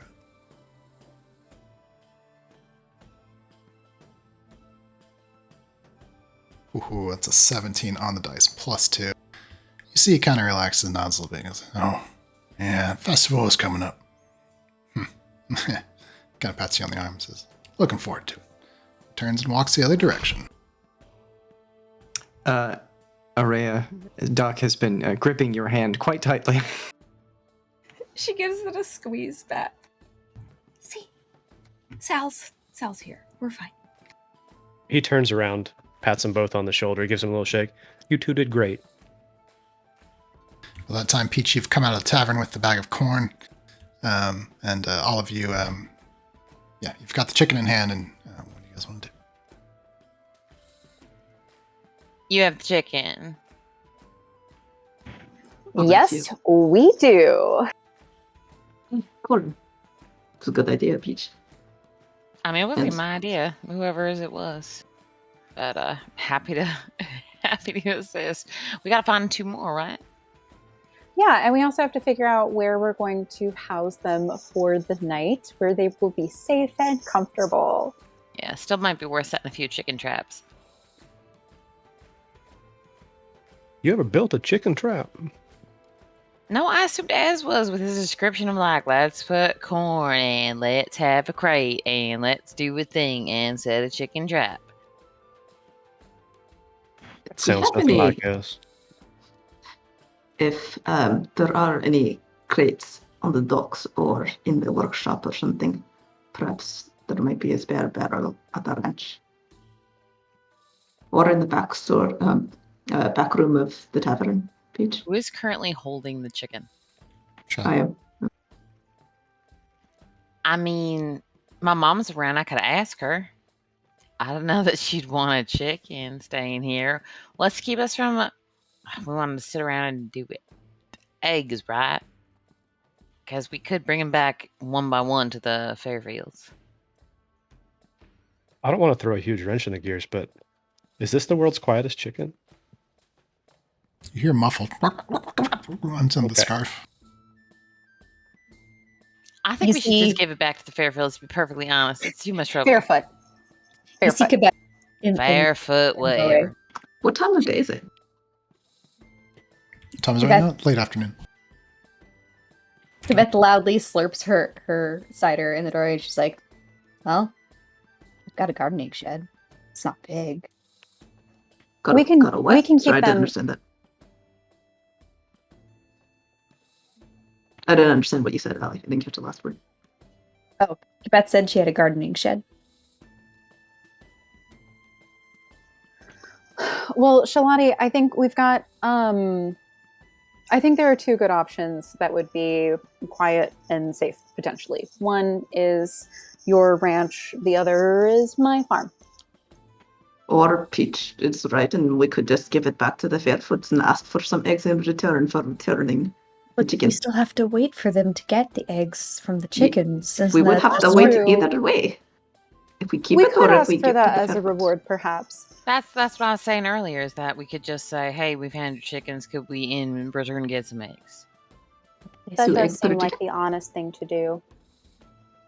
And then we don't have to, like, keep chickens in the If it back gets- of the tavern. If It it gets is lost like- again, it will not be our fault. And worst case, it might look like that we'd stolen the chickens and they hadn't been lost at all. True, true, true. Oh, yeah, we don't want to be found in possession of stolen chickens. Excellent point, Araya. Yeah, being found in possession of the chickens would be bad if that happened. But it sounds overwhelmingly like returning the thing. chickens and asking for the eggs as a reward could get us what we need with the least amount of trouble. I agree. Let's get to it. Shalala is squinting at Cypher at this. No. Squinting for what? She's not actually saying anything. She's just kind of looking at her with a slightly raised, scaly brow, and then just nods and says firmly, "I agree. The least amount of trouble is probably the best." In Sylvan, Seifert says, then it's no problem. I hope you are not planning something, she says back in the same language. Who all speaks Sylvan? I don't think so. Casey's still on the roof. He scans the immediate area and other rooftops for other chickens. I wonder if there's eggs up there. And eggs. You touch it, it becomes hard boiled instantly. Well, rather than hanging on to the chickens, let's go ahead back to the Fairfoot farm. Charlotte nods and Knowles is going to start moving. Yeah, Ava goes up next to Charlotte's holding the chicken and like pretty much like whispers towards her and is like, says, if we keep one of the feathers, maybe one of the dogs that we want to help sniff it out could get a scent. It's a very good idea. Casey. And she is going to like discreetly shuffle the chicken around and stuff it under one arm like a football and then boop, Casey, roll a test of your character's perception.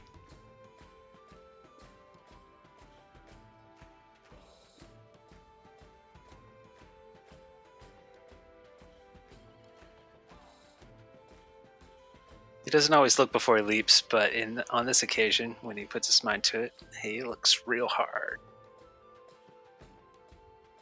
Harder, the best he could possibly look.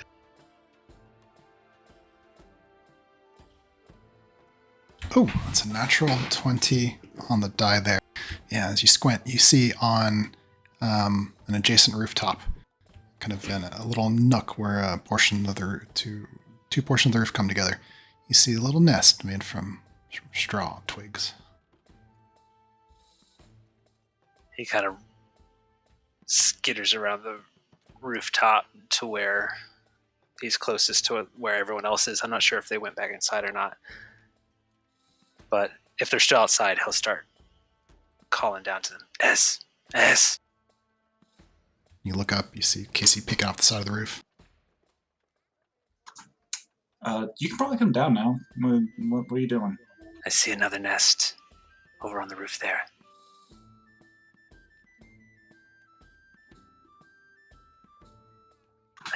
A chicken, the ones we're looking for. Get the others. Haven't they only been gone a day? Why are they making nests on roofs? What? He says this as he walks to go find everyone else. Yeah, they're not too far away. They're right there. Hey, O says that there's a chicken nest on a couple roofs over. Yeah, if you look up on the roof, O is standing up there.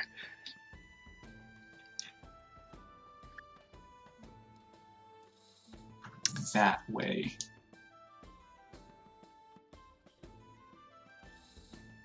All Have they right, turned then. around and gone back inside?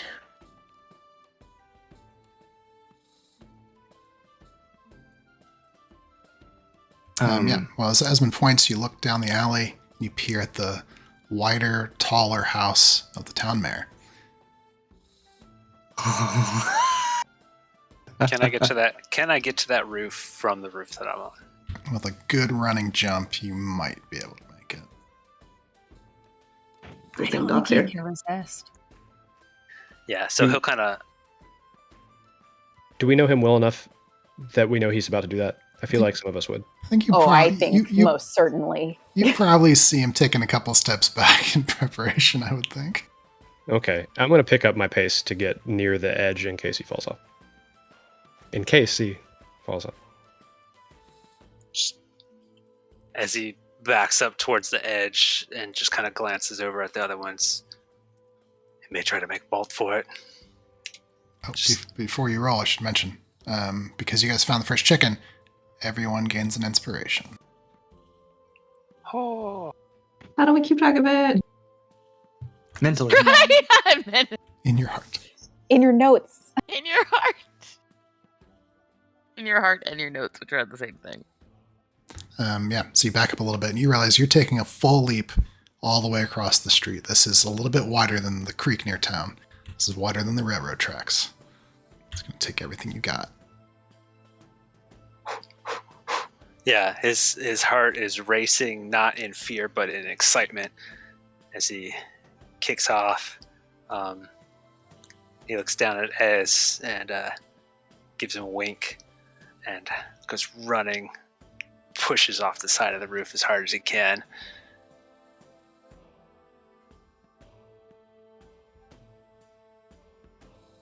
Ooh. It's not looking good though. Ooh, I got a that's D6. It's a 5 on the die, plus 5 for a 10. Okay. Don't you have your inspiration? Freaking inspiration! Yes! I used my inspiration. Roll that 20 again. Oh, that's a 10. Better. Plus that 5. That is just enough to make it. And so leaping all the way across the street, you see Casey flail in the air, grabs onto the edge, the roof of the mayor's house. You feel some of the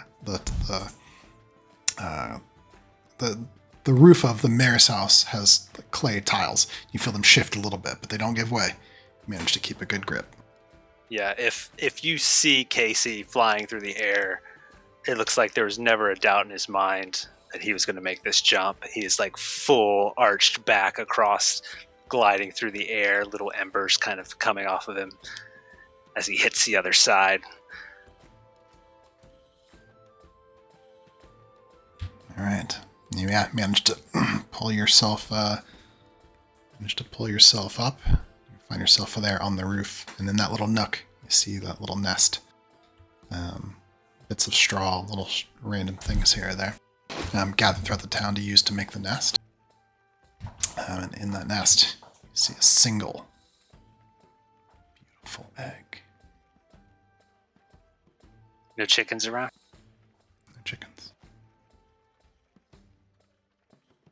He holds perfectly still for a couple beats, kind of looks around, listens for the sound of any movement on the roof or chickens. Listen, you wait. You hear the sound of a horse cart. You still hear a little bit of music from in the tavern. You hear the bark of a dog. Chickens. He creeps over slowly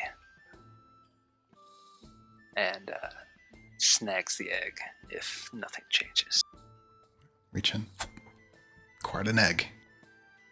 Yes.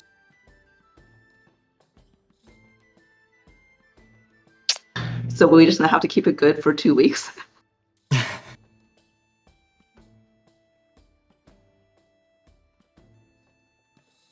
Still. I mean, Don't we take could have a nice treat right now, I guess. Eggs would keep fine for 2 weeks. Mm-hmm. In refrigeration. No, without it, No. because the Without natural. it. Oh, really? Yeah. Oh, okay. Yeah. It's only the weird Washing- way we pasteurize them that. Yeah. The way we clean them makes it so they have to be refrigerated. Everyone knows more about eggs than I do, apparently. All three of us have a lot to say. I had to work at a chicken coop in an art museum. It's a weird story. I'll tell you after the session. Please. The blacksmith who's working late apparently. Well, it's late afternoon. Late afternoon. Okay. I'm not going to check if the character knows this isn't the case. Will she have like a little cage? Like I know she makes different things. You take a glance in because it's an open front sort of smithy. You can see her there, hammer in hand, working on a horseshoe. There's not really fine work like cages and things like that there, but there are some crates and barrels. And then she opens up a home goods store. All right, I'm good. Thanks, Chris. So you guys linger out there in the street. You see Casey there on the rooftop of the mayor's house. Yeah, he egg in hand. comes over to the edge, beaming. Must have been that guy's nest. Get down. Before you're seen. Nice job.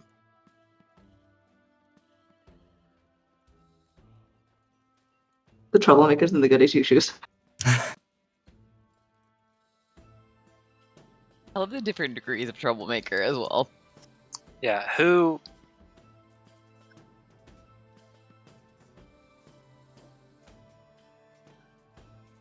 does Casey know can catch?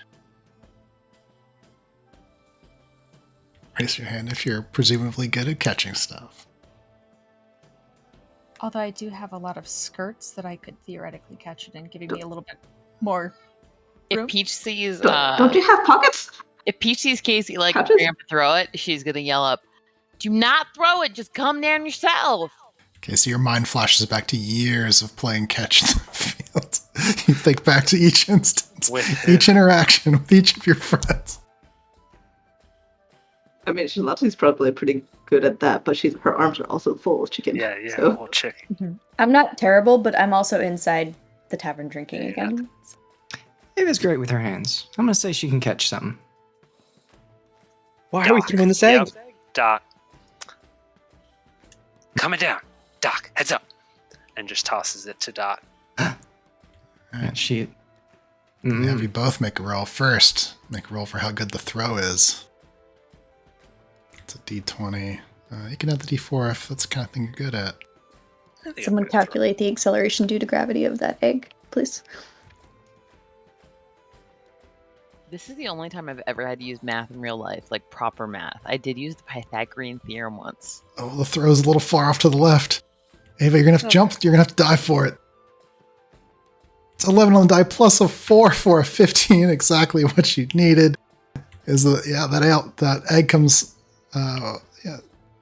cruising down at you. It's a little off to the side. You have to make a leap, leaving your feet, diving onto the ground to get hold of that egg. It's the only way. She dives through the air and is only worried about the egg, so the landing is probably a bit rough and knocks the wind out of her. Damn, Ava, nice job! Vaska, but are you well? Yeah, she doesn't say anything. She rolls over with the egg, but she's got the wind knocked out of her clearly. Like, it's very obvious, so she's trying to breathe. I'm glad you're the person setting moans and things. Ava, as you are laying there on the ground right in front of the walkway of the mayor's house, you hear the creaking of a door. As you catch your breath, you hear the sound of footsteps, and you see the mayor and some stranger you don't know. They both kind of peer down at you. But it looks like they're in a hurry. The mayor kind of does pause and say, "Are you okay?" And she looks down and holds up with two hands. She says, I got an egg. Oh. Very, very, very good. Very good. And steps past you with the gentleman. And as they begin to walk past, let me have each of you roll a... yeah. Let me have each of you roll a listening-based sort of perception test.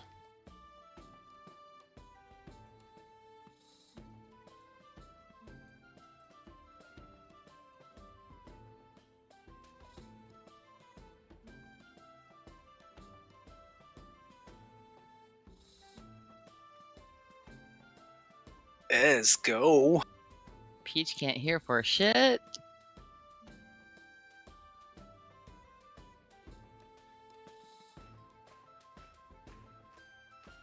I don't know if you want to take the D20 result of the first and the D6 result of the second, or just the whole second thing. Let's see. It looks like we have a 21 from Charlotte. Oh, I see. Oh, I forgot to roll a d4. So I rolled a natural 20 plus 2 for 22. Okay. Actually, yeah. For Esmond, let's say, Esmond, you just, as these two are passing by, you overhear a little bit of the conversation. And you hear the mayor say, "Are you just assure your captain that those waters have never been safer in all the time in this town? There's no reason that..." And then you, they fade out of your range of hearing.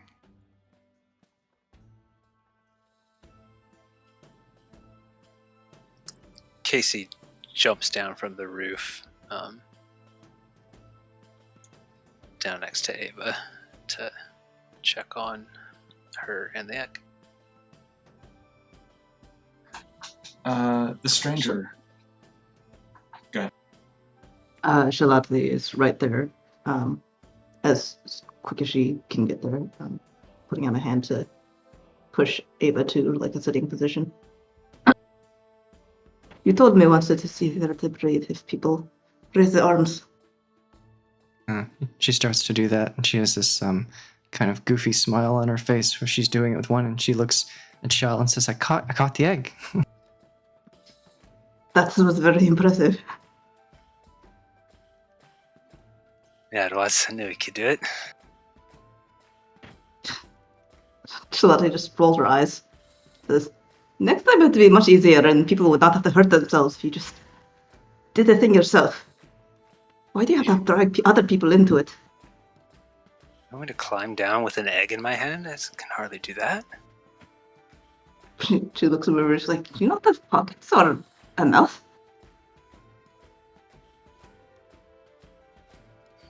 Well, nice job catching that chicken as well.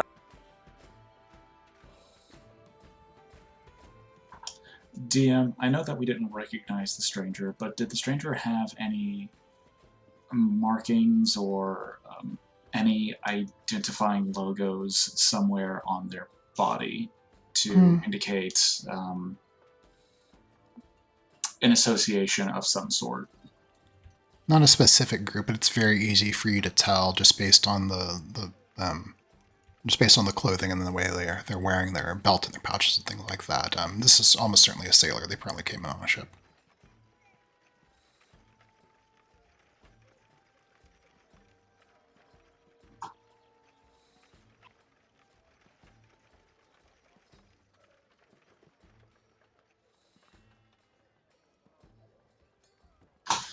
Okay, Esmond will kind of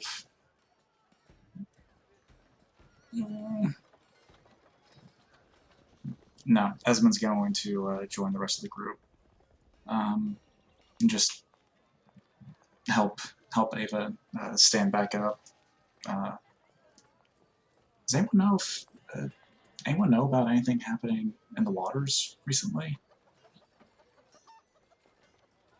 I mean, one of the sailors who's, I don't know, just kind of drunk around here was saying that the lighthouse was moved. I mean, that's right, got yeah, to do but with water a little. Well, anything dangerous specifically? Charlotte goes very still, but also tries to think if she's heard of anything. I'm only asking just because I caught at the end there that the mayor was reassuring that sailor, I guess, of that the waters here are perfectly safe, and I don't recall any time that's ever come up in any kind of conversation before.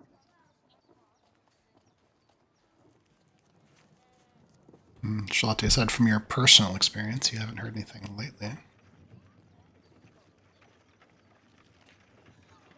Knowing that Sal works the docks, Doc will kind of glance towards his way.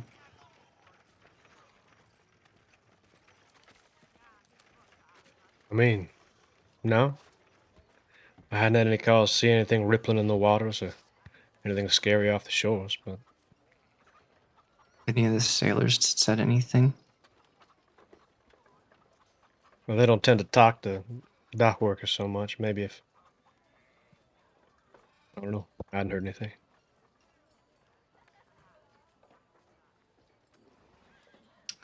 Does anyone want to hold the egg? Ava's holding the egg awkwardly, but also looking around, trying to see if. Oh, Sal takes it as soon as you look nervous because he needs it for his quiche. Okay, perfect. How many eggs is your quiche? Well, if I make it perfectly the first time, about 5. Acquired 1 perfectly good Yeah. blue laurel egg. If it came down to it, Sal, couldn't you combine it with like regular eggs? Like, Not what if it was extremely half special good? eggs. I mean, even one good special egg would make it on a special quiche. Like the top. Peach, you know me better than that. Yeah, how many other chickens are there? You're gonna make life hard for us all, Salander. We have like 10, 11 days. That's plenty of time for more eggs. Yeah, plenty of times for eggs to go bad. How long do you think they keep for? I thought you were smart. 2 to 3 weeks. Unless there's a little chicken inside of it. We don't Well, have time it for that won't- to grow up. It won't hatch if you don't, like, without the hen. Yeah, you have to be nice to the egg. I'll just talk mean to it every day. No, just keep it cold. Cypher's right. Oh, that's what cold, not cruel. My apologies. Different Lost in cold. translation. Chris, Esmond is staring at this egg while Sal's holding it. This would be a straight roll for him because he doesn't know, but can I identify if this is a chicken egg or not? Oh, give it a roll. Let's test how well husband knows It's a about. seagull egg. It's an 18. Yeah, you've You've been to the fairs before. This is, without a doubt, Blue Laurel. Special chicken egg. They only just got out the other day. How do they have a nest on a roof that high up? What is happening? Esmond is mumbling to himself. Shalati is just going to start walking toward the Fairfoot farm, since the excitement seems to have died down for a moment. Well, actually, she's going to make sure that Ava's up on her feet and ready to move again. But Oh yeah, she's got her wind back. She's a little dirtied up, but she seems totally fine. okay, and then she's going to stop working. Seifert is up and at pace with Shalati.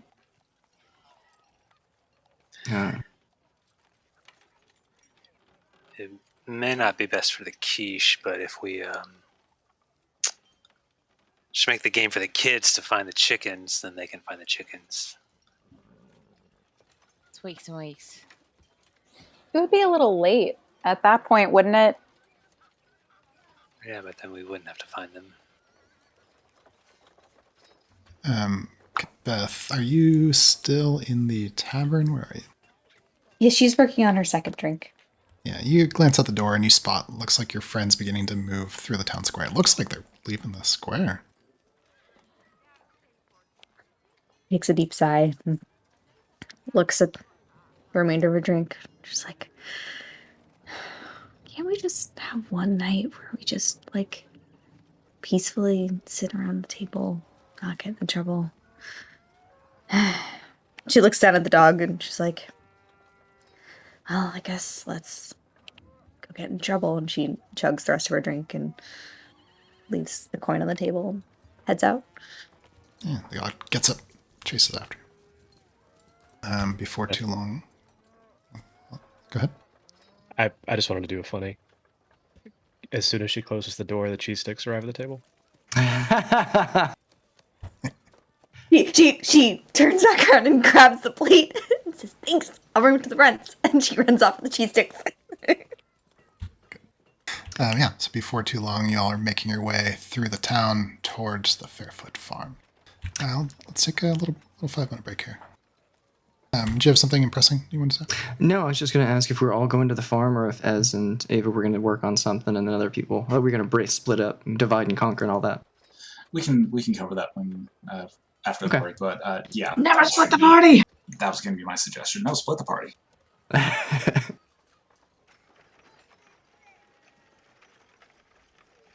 Alright, so before too long, you're making your way to the very edge of town, out to where the farms begin.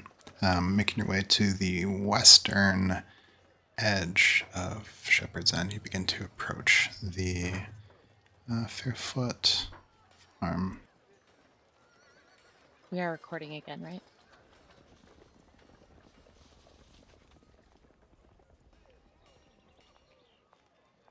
Now repeat the monologue.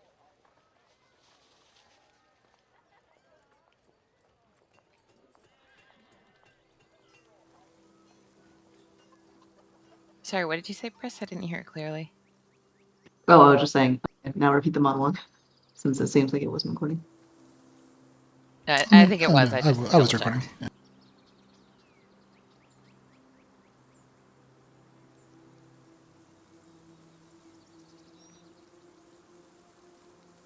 Yeah, you see a small farmhouse, long stretch of colorful land here, and you're getting out to where the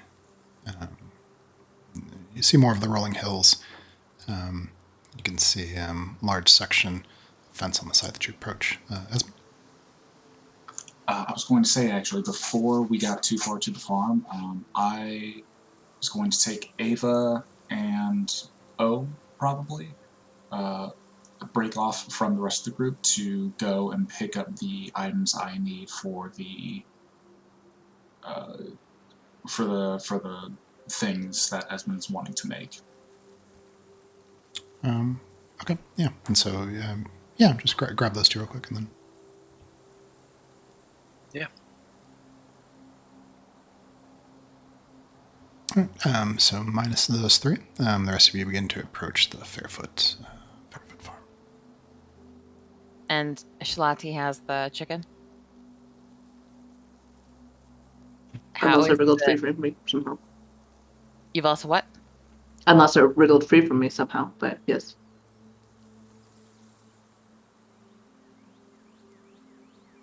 All right, well, nobody else does anything. When they get close to the house, Peach would kind of skip up and knock on the door, I guess. Yeah, you begin to approach and you knock on the door a few times. And you catch out of the corner of your eye. You see Glenn Fairfoot, elderly, wearing in round spots and floppy ears, out kind of in the at the edge of the pasture where the fenced-in area, and you can see him, hammer in hand, repairing a section of fence. Seyfried will like wave her arms and sort of shout in a friendly way from afar, "Hello!" You see one of the floppy ears kind of perks, turns around, looks at you all.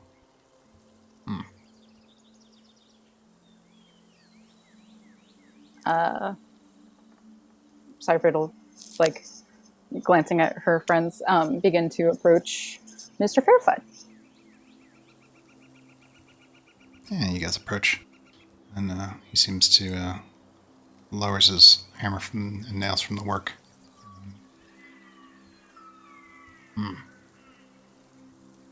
What are you guys doing out here? Good evening.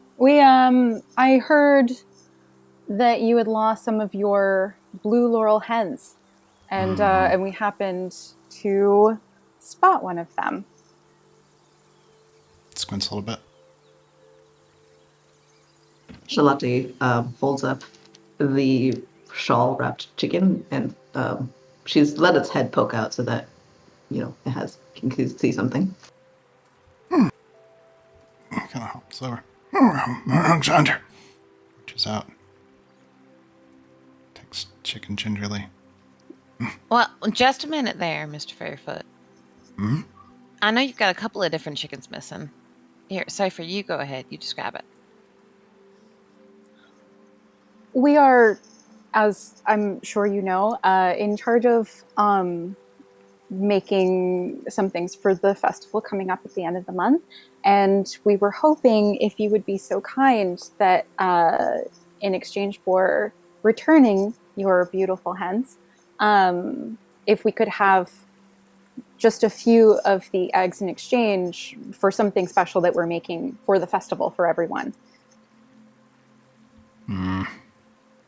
Her ears are plaintively down in a very polite way. Okay. Yeah, so make a roll of how good your character might be at sweet talking a little bit. Okay.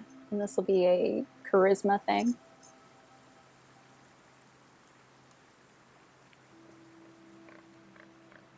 Can we assist by making cute facial expressions behind her and give her advantage? Just big pleasing eyes. Or not different. Bunch of children. Can they assist? Yeah, can we assist? Can Peach elbow in? I will allow one of you to give her your inspiration if you would like to. Oh, I take can mine. Take yours. Okay. Yeah, Peach would anything social is Peach's thing. She would give finger guns from afar and give Seyfried another chance. So just roll d20 again. Uh-huh.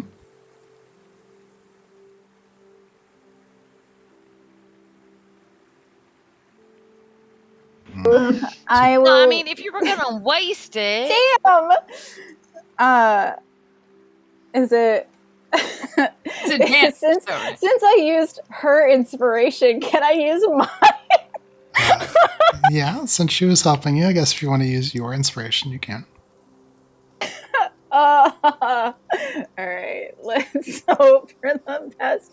I'm really trying to get these eggs for you, Sal. It's really heartwarming how much effort you're going to get these eggs. We're trying. Oh my god. That's another 11. Some pity on us. Can we get a face character to talk to him?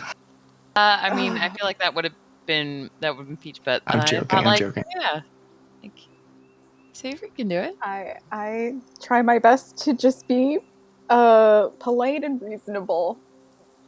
Do we not also have advantage from actually being the ones to return the chicken to? Right? Like, this guy is not That's being like a very reasonable nice. reward. We found this chicken. We Incredibly just not give it back important. to him. Okay, this chicken is ours We now. haven't even- Bye, We Fairfoot. haven't even given him a chance to respond yet. Chris hasn't given us a response, and we are trying to outmaneuver all negotiations. Cypher, you have 2 rabbit's feet. Come on. Her tail They cancel twitches out. nervously. 4d20. Come on, Chris. Be reasonable. So your best out of all those rolls was the first one, an 11 plus 3, which was enough. So,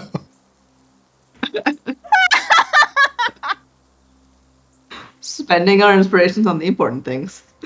Yeah, you know. yeah. So, yeah, Glenn Fairfoot kind of squints. And I looks down. It's chicken. Looks at you. So, oh, it's you, Alexander again. Where'd you find him? Did you say where did you find them? Well, he said whatever you perceived. Oh. We found him on the roof of the smithery in town. Oh, what some troublemaker, Alexander.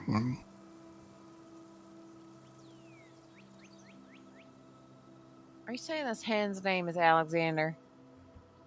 Oh, yeah. It's a good name. Strong A name. respectable name for a chicken. Any person, really. Anything that needs to produce eggs. I've heard. A marvelous name. Minnesota Clementine Bill? Oh, exactly, Lynn. Just what I was thinking. No, we haven't seen Clementine or Bill yet. But we'll keep looking for you. Yeah, we will search high and low for your hens. I can't believe you parsed that. Nailed it. I feel this is basically York, so We don't have flat surface. Mr. Fairfoot, as we want to look for your other chickens, can we look at the coop and see where they might have escaped? It might help us. Yeah, look fence right here. Oh, is he repairing the fence? Mhm. Okay. I thought I was oh.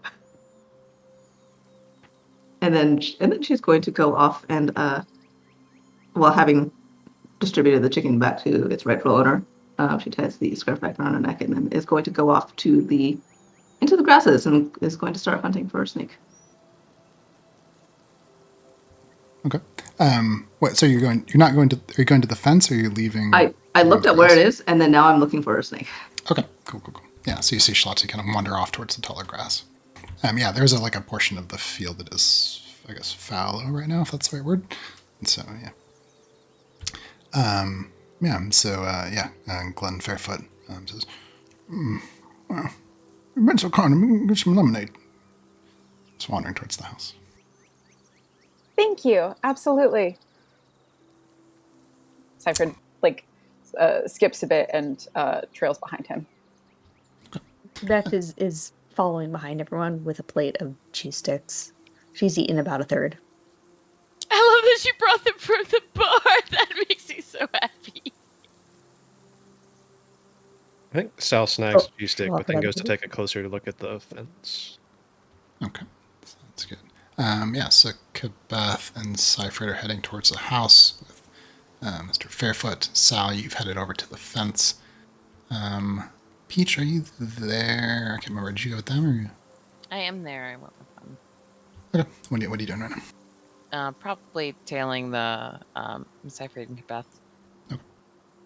Let's Offers see. you a cheese stick. I mean, she's not, going for the cheese sticks particularly, considering she made them. So it's like, ugh. Let's see. So they, Sal, well, the place you're going is much closer. You get close to the fence. Take a look at it. Yeah, you can see it doesn't look like it was described to you as just having fallen over. That was the rumor. But as you get closer, you can see it just fall over some of the woods. broken here.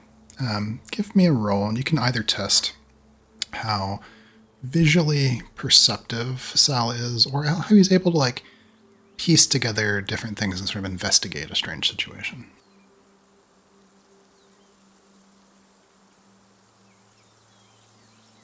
Go with visual perceptiveness.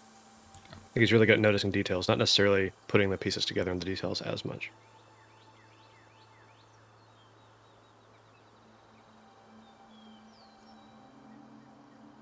There's the 4. Roll the d20. That's a 19 plus 4.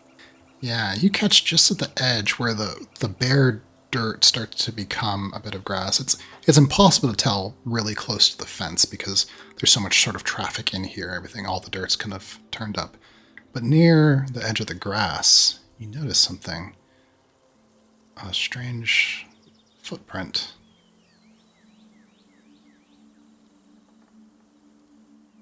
Is it reminiscent of something that was described at a bonfire recently? In fact, thinking back to that conversation, longer than Seyfried's foot, sharper. Yep, sounds like what was being described.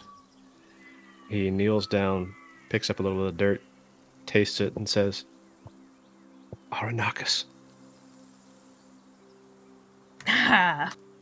You whisper across the grass. You're not sure if anyone or anything hears you. But you see Shalti there in the grass, searching.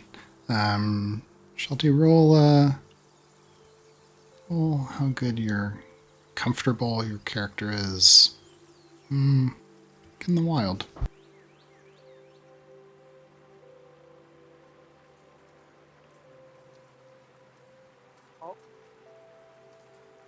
Blech. Inspired? I guess I could. I don't know how important this roll is, but sure, why not? Yeah, that was a natural 1 on the first roll. 14 on the second, plus 4 for a total of 18. 17. Oh yeah, for a total of 17. You crouch down there in the tall grass, and you spot looks like a tree trunk. It's been or stump. It's been already cleared, but the roots look like the kind of place. Those old roots seem like a kind of place a snake might be interested in hanging out. She's gonna push down in front of it and then just call out in a sort of hissing croon. It's not really words, but it's more just like I'm here and I want to be friendly.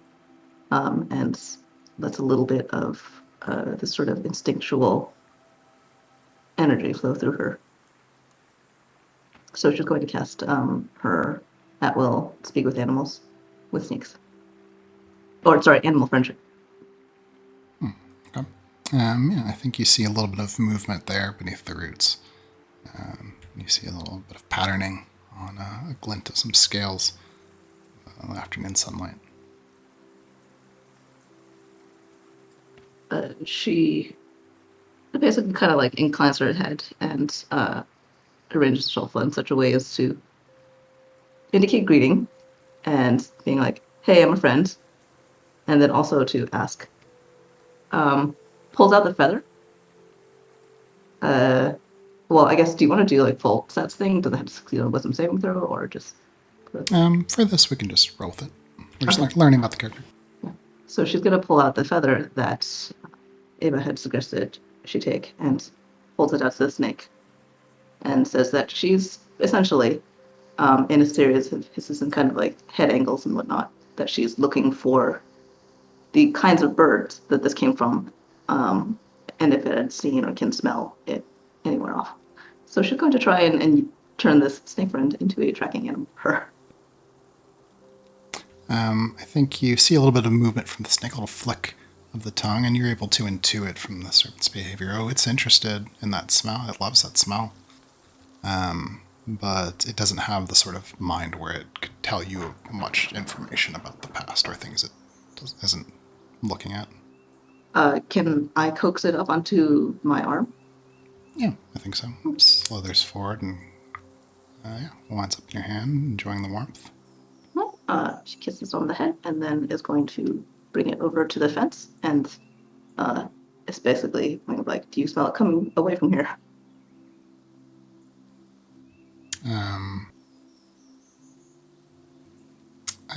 There's some flicks of the tongue, and I think you get the impression that it associates this area with those chickens and that smell, but you don't get much more than that.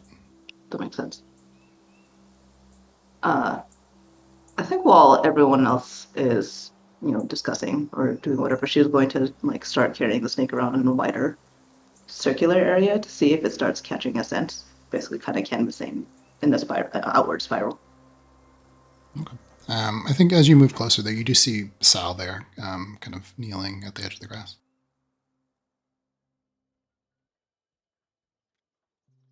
Did you find something, Sal? Salazar? Yeah, big old footprint. You see this? You know animals better than I do. You ever seen anything like that before? Have I? Looking at it, no, you haven't seen anything like that. Matches nothing I know. It's big, though, isn't it? That's Big enough to bust through a concerning. fence. Indeed. Do you think is this what they took the chickens? Well, at least scared him off. I saw something with a foot that big come rushing through the only protective barrier to my home. I'd probably scatter. Did you make a new friend there? Oh yes. And she holds out the snake and says, I mean, they're not very bright, so it might not like your size, but.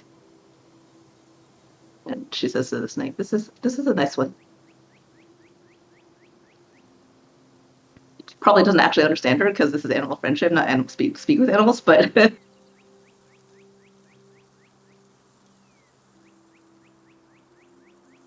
And then she says, I was hoping to use it to see if it could catch any scent of the chickens, but there's so much scent around here.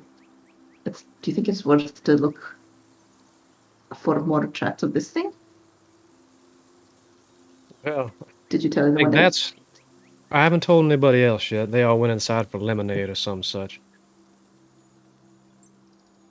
But I don't think that's what we want to find. I think it probably would have ran in the opposite direction. Well, Or if the it's chickens, I mean.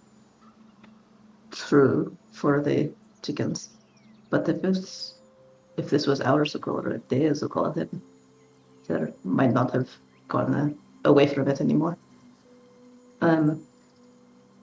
Also, we might, if this thing is this big and this close, we might need to find it anyway. At least to tell what are they called? The sentinels? Like the kind of the policing force in the area? Well, the town just has a sheriff. He had a deputy, but the deputy went north to serve the kingdom. There's a servant of the kingdom called a verdict, who deal with more serious crimes, but they don't live. There isn't one who lives in Shepherd's End. They would be called in if there was some serious legal event. So like natural disasters and dangerous animals and stuff like that is basically just handled by the adults of the town, essentially. Mm-hmm. Yeah. If this is around, then we should at least find out where it is so we can tell everyone else and chase it away or something. We don't want it around here hunting the livestock and the children. Well, you've got a special interest in that if it's busting into farms. You should at least tell Mr. Fairfoot if he hasn't noticed the tracks. His sight ain't what it used to be. That's true. Do you want to tell him, and then I will see if I can find more tracks? Yeah, I'll head in and check on the others. I won't wander too far. And then she's going to see if she can follow any more tracks. Okay. Yeah. So Shalati starts investigating the edge of the land. Sal's headed to meet the others at the Fairfoot house. Back in the town, Esmond, tell us, what are you doing?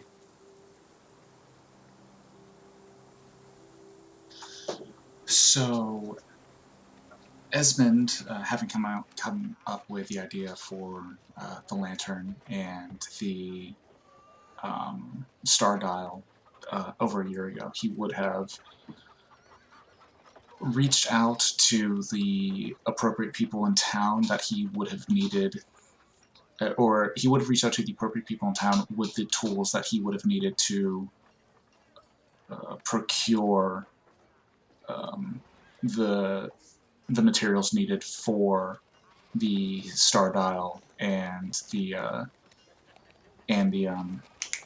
lantern, as well as jewel cutting. So I don't know who specifically he'd go to. I don't know who specifically he'd go to, but he would know to reach out to a certain individual for jewel cutting tools, another individual for mason tools, good for cutting and shaping stone, and the smithy for spare metal for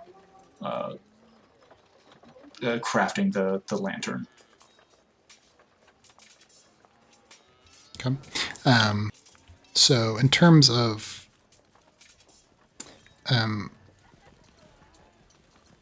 talk a little bit about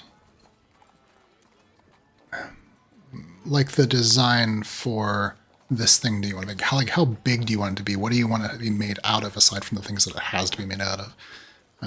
Like you can make it mostly out of wood, and that would probably be quicker, but not quite as impressive as if you did it out of stone or if you did it out of a bunch of brass. That might even be better. So the lantern, I was thinking anywhere from 10 to 15 feet, depending on the material available.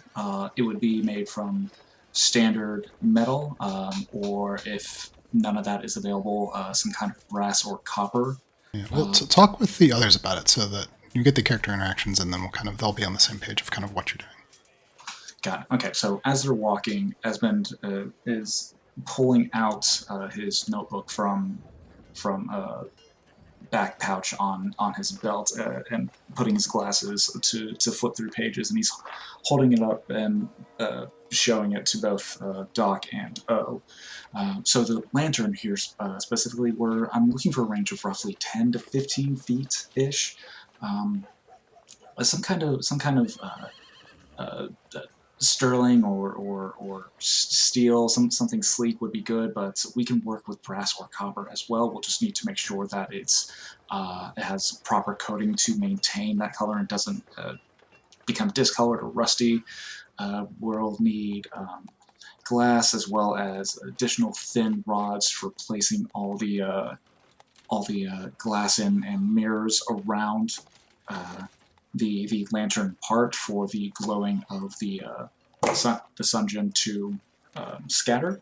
I'll need gears and mechanisms to operate, to make sure it operates correctly, but I have that back in the workshop. And he flips a couple more pages. The star dial, that's going to be the most that's going to be the interesting part, actually. So we can make it from wood, obviously, or metal even. However, Mr. Gilgane is he's old. He likes old things. He appreciates history. I was thinking that we could actually go to the ruins and pick off a bunch of stone up that way and use that for creating the star dial from.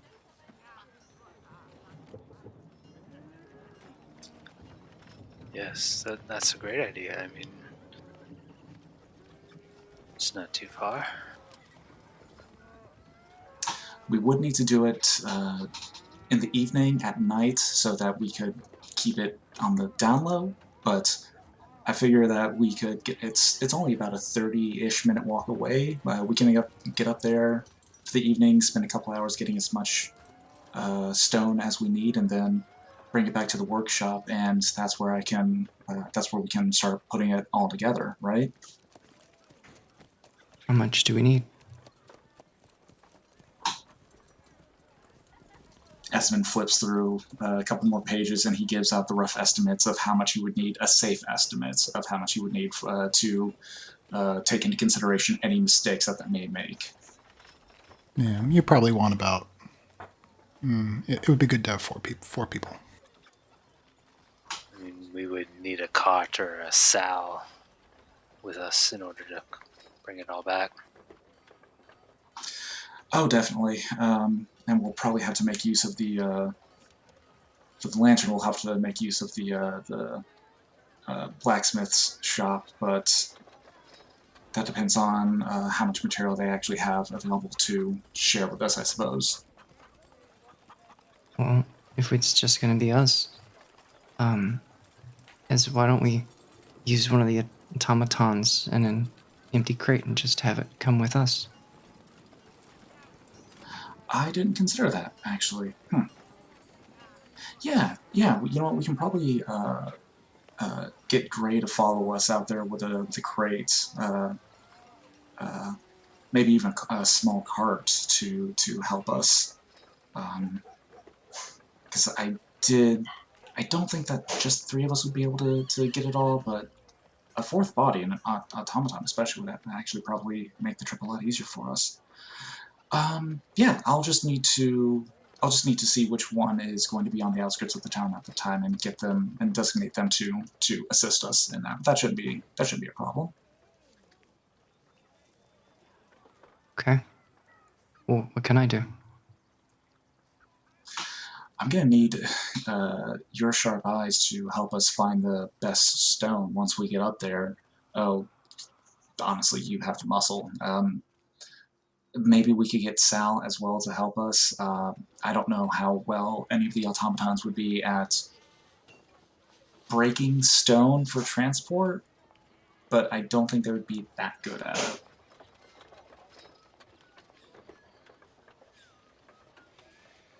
So we'll need you and at least one other muscle, probably.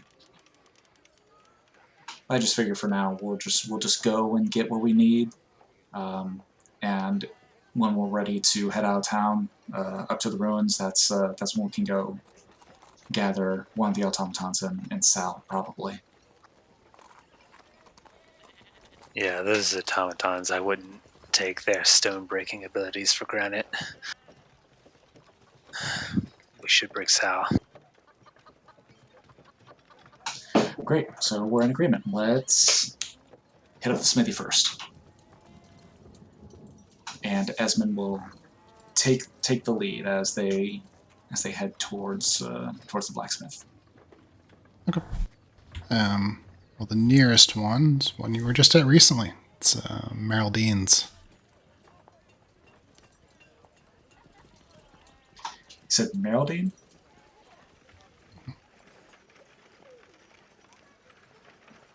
Yeah. Meryldean's Mighty Anvil. There's a sign hanging out near the town square. And you can see a little dent in the roof where Cypherid and Casey were just up there just a moment ago. You see the old gnome. She's hammering away.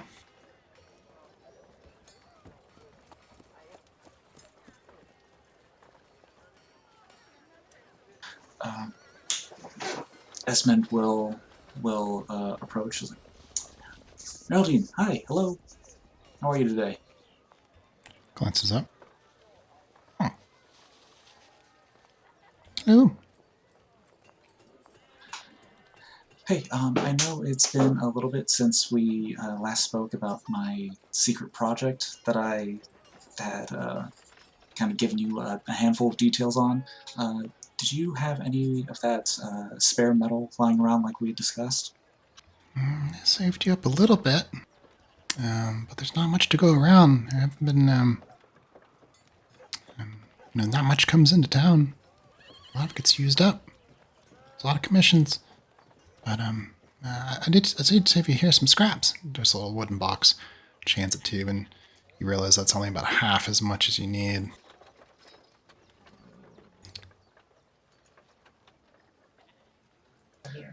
Oh, that is perfect. Okay, great. Thank you so much, Meryldean. I really appreciate you holding out on this for me. Yeah, well, I hope it helps. Is your forge is running? Are you ready to hammer something? Do you need help?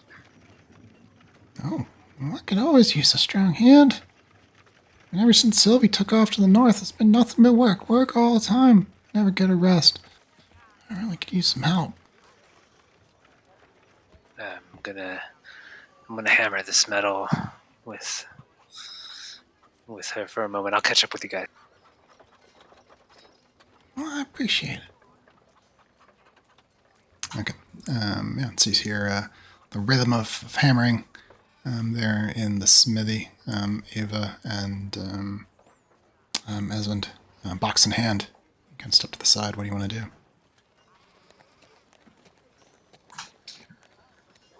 Oh, this is much less than I had anticipated. The lantern won't even reach 5 feet with this material, I don't think.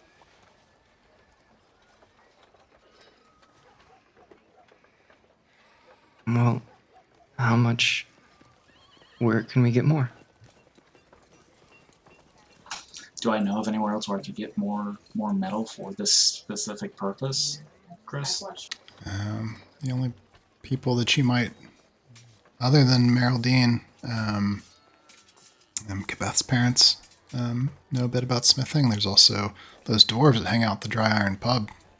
They're not the most friendly. That sounds like the best D&D lead. Wait, Absolutely. they don't know a bit about smithing. They are blacksmiths. That is accurate. They know a little bit. No. We can sound like a hobby.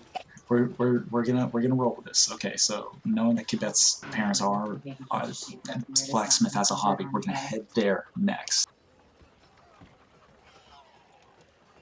Okay, Ava follows. Right, back at the farm. Shaky hand pours lemonade into glasses. Glenn Fairfoot. Oh, God, thank you enough. Bring back Alexander. What are you kids doing here today? We're happy to bring Alexander back to you. Happy that Alexander is safe. We've been busy making all of the preparations for the festival. It's been taking up a lot of our time. Oh, festival's good time of year. I can't wait to see all the games. We're excited too. There's a lot to do, but I think that everything's going to pull through well in the end.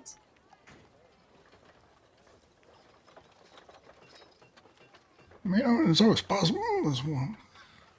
So, well, I seen took my chicken string in the competition.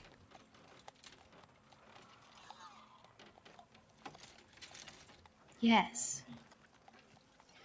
I mean, did anyone take your chickens, or was there some kind of damage done to the fence? You are repairing a fence right now. Well, it'd be a perfect opportunity after ground was shaking, fence fell over. Come in, take chickens and run off with the ribbon. Is Peach aware that Seafred saw those tracks?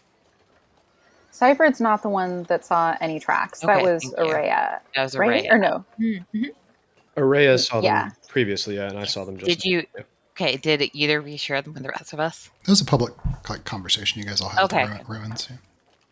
Yeah, Araya seeing the tracks was public.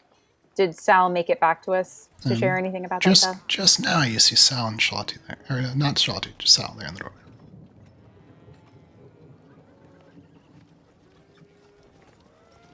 He's taken a moment to take off his shoes before entering the man's house. Kind of tucks my feet closer under my robes. I'm like, is that a thing here? So, we were just chatting about the fence over some lemonade. She'll kind of scoot over to make room at the tiny little farm table. Oh yeah, I was just taking a look at that. That's why it took me a second to join y'all. Did you notice tracks near the fence, Mr. Barefoot? Big old footprints. Looks down. No, not like yours. Bigger claws. Looked like something pointy on the end. No, Like what Araya saw? chicken feet aren't that big. No, it would have to be a mighty big chicken to have that kind of footprint. It did sound a little bit like what Araya was describing on the road down here, but I guess I just You out here all alone, Mr. Fairfoot? You didn't see or hear anything other than like a ground shake when your fence went down? Woke me right up. Dish fell down. All right, well, if you ask me, I know you're not asking, but I'm saying it anyway. It looks more like a big old animal came charging through that fence. Somebody had my chickens. I hope it didn't eat your chickens, but it at least scared them. Scared them enough to run them all the way into town. Oh, son. Kind of cradles chicken closer. Yeah, well, Alexander's all right, but I'm just saying, you'll be safe too if there's some big old. Well, I don't know if it's a predatory thing, but Shalati knows animals. She didn't recognize footprints, so I'd take a look at them, and I don't know, just be careful, I guess. Thanks for the lemonade. We'll do our best to find Clementine and Bill as quickly as possible, Mr. Fairfoot. Oh, that'd be so nice. Yeah, I'm sure they're fine. Just roosting. If you find them, please bring them home, and I'll definitely get you eggs. Cypher, did we make any kind of arrangement, eggs for chickens? She kind of leans over. You know, I'm not 100% sure. Hey, Mister. Hey, if we find the rest of your chickens, do you think we could have a couple of eggs for our hard work so that we could make really tasty food for everybody at the festival, so that everybody will be really happy and like your eggs? A half dozen would do us. 5, at least. See him kind of thinking. Says, if I come time, Bill, you get 5 eggs. I think that's Thank a yes. Yeah, thank you. Yes, that's a yes. Thank you. We'll get them right away, as soon as we can find them. And then Cypher will also, if we're all leaving and stuff, she'll kind of linger back and gently place like a little woven grass charm into Mr. Fairfoot's hands, and says, if you have any other trouble around here, make sure you talk to Sig or Merwin, okay? We'll see you soon with those chickens. He kind of looks down at it and kind of rubs it with his thumb and nods. Satisfied, she will leave with her friends. Okay.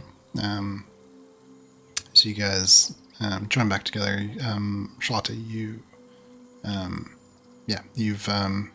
kind of, with the help of your snake friend, you've kind of picked up 2 distinct directions. One of them heads directly back into town, but the other one heads like toward the coast, like along the side of town, not going into town.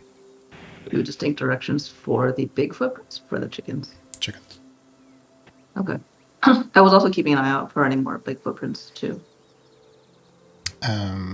You did not. I don't That was think actually found it. kind of. Oh, Sorry, was that was. I didn't clarify. I was actually my main intent when I went out to look, because I was like, I think big predator is more dangerous than those chickens. Okay. Well, we'll say at the moment you haven't found anything more. Okay, That's yeah. what you found so far. Yeah. So she lets the snake climb up and like twine around her neck and shoulders, and thinks about it, looks toward the direction off to the coast, says to herself, so that one must have been Alexander. But there's only 2 directions. Maybe one of them was it. And she's going to go look for her friends. Yeah, and you see them coming out of the Fairfoot home just as you start walking up. She just points in the direction that she thinks the other one went. I found no more footprints, but my little friend here, and she doesn't mean to make it sound threatening, but it does somehow. My little friend here found another trail leading off to the coast. And one to the town, but I think that might have been Alexander. Okay, you said chicken tracks towards the coast. Well, there's no time like the present. Wait, sorry, was that the coast or the woods? Oh, the coast. The coast, okay, there we go. So there's some kind of direction toward the coast and one toward town. You think town is the one we already got? Alexander. Right. It's possible that there's one more wandering around town, but... Well, let's head to the coast. Yeah, we're burning daylight. We still have some time to check. Let's go. They named a hen Alexander? Yeah, Alexander, and we still need whatever. And we still need to find Clementine and Bill. Bill? Bill. Bill. You know, a person can name a chicken whatever they want, and chicken can be called whatever they like. Before... I don't think she would have brought her sling staff or her bow to town, but so she says, before we go out into the lands, it might be a good idea for us to pick up slings or rocks or sticks, or I would like to get my sling or my bow with that big footprint that Salinger found. I don't like the idea of us going out there without something to scare off a beast. Well, there's actually not too much danger of things like wolves and things like that. Really near town. That's not that kind of threat isn't actually something you guys have had to deal with too much. Right. Well, she's saying specifically that big foot track is probably out there somewhere. Oh, I just mean in terms of the normality of having weapons and things like that. Like that's not really Okay. I kind of assume that she knows, at the very least, when she's out in the hills for weeks at a time, that she has a sling and or the bow to feed herself and hunt. Yeah. As well as whatever. I think a sling would especially make sense.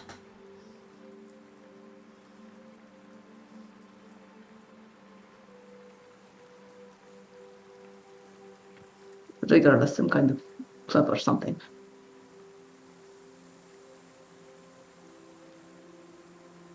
We that worried?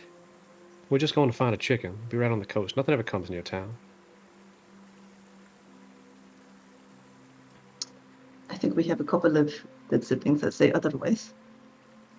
I didn't mean it like that. Yeah, get your sling. We'll take our time. I'll meet with you at the at the Sunrise Rock, which I guess can just be a specific formation on the coast. The old mausoleum is actually a really good meeting place because it's right outside of town, and like from there you could leave to go to some other places. Okay, so just say I'll meet you at the mausoleum. Is that where we were yesterday? No, those are the old ruins. That's the that's kind of on the forest side. The old mausoleum is on the coast. Okay, cool.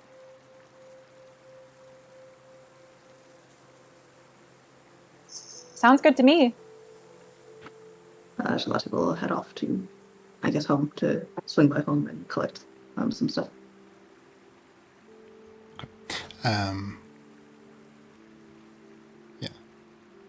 For the rest of the people with that group, or aside from you guys, where are you going from here? We're gonna head to the mausoleum and wait for Shalati, right? Yes. Yeah. Well, and I wanted Araya to see the footprint just to confirm it as we're walking by. She kneels down, touches it. One hand dwarfed by a very large footprint. She's like, I mean, I'm not an expert, but I think this is, well, it's the same size. It's as certain of a confirmation as I could possibly expect. Do you think it ate one of the chickens? I sincerely hope not. I know. I wonder if we'll get like half the amount of eggs if we come back with half the amount of chickens. I would hate to be the bearer of bad news, so let's hope for the best. Yeah, especially after we just asked for eggs. Well, technically, you're the one that asked for the eggs. But you're the one who needs them. He doesn't know that. That's true.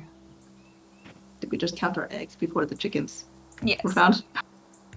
Yes. Classic blunder. I mean, we could always buy inferior eggs if we Or do really. or there's another recipe that's less eggs and more tasty. We're going to the mausoleum. You start Okay, still. okay. Where's the mausoleum? He's already leading the way. Down the road over there by the coast. The big gray building. Oh wait, no, Sal, I think you took me here before. It's the older one. Yeah. I figured at least pay the kindness when you showed me around the ruins near your temple. Closest thing we have near town. They are like the second oldest spot. The mausoleum and the old ruins are the two Yeah. old spaces. Okay. It's old, like old and creepy. Might be haunted. Daring each other to step inside, you know. I'll make up a ghost story if you need to when I get there. On the way back, does she happen to run across see Esmond and Casey and Ava on the way? Not Casey, but yeah, let's say you run into Esmond and Ava. She's just going to fill them in quickly about what they found at the farm and that they're going out to the coast to try and find the other chicken. And that hopefully whatever it is that broke the fence did not eat the third. Maybe two of them ran away together. Huh. Okay, we're fine. Wait, no. Can you please tell Sal to actually meet us at the ruins tonight? We're probably going to need his specific brand of muscle to help us break stone. She is very strong. That makes sense. Why do you need stone? Well, it doesn't matter. You don't have to tell me. I will pass him the message. Thanks, I appreciate it. All right. Meanwhile, back at Meraldine's mighty anvil, the old gnome waddles over your way. Casey. All right, let's have a look at it. Let me see the horseshoe. It, might not have gone totally to plan. And Casey holds up a mangled, bent, W-shaped piece of metal, fully cooled. I really think I can do better if you have another piece. This one, probably not usable anymore for your purposes. Perhaps I can just take it as. How good is Casey at telling a fib? Pretty good. He's a smooth talker. He's talked his way out of many a situation. All right, give it a roll. And he tilts his head to the side, smiles, raises an eyebrow, his eyes kind of gleaming red, the fire of the forge flickering in them.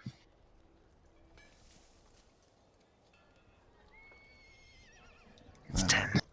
Ooh. 9 on the die plus 1 for a 10. Yeah, she kind of frowns a little bit. Says, why don't you give it one more try? Here. It's another ingot. He gives it another go. Right.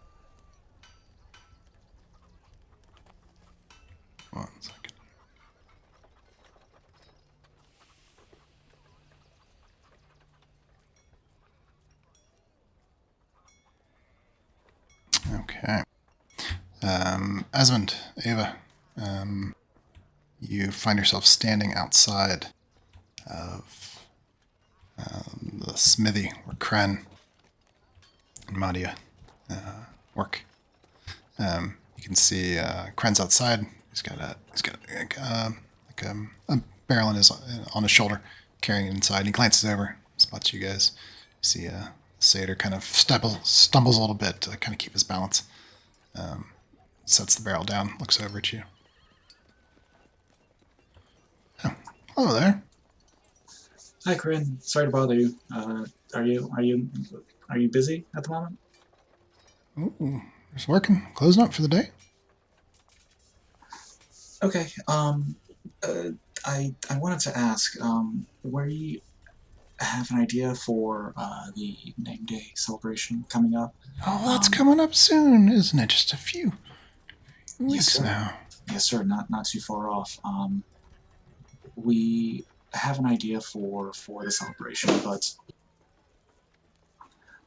to make it work, we're trying to gather as much metal material as possible.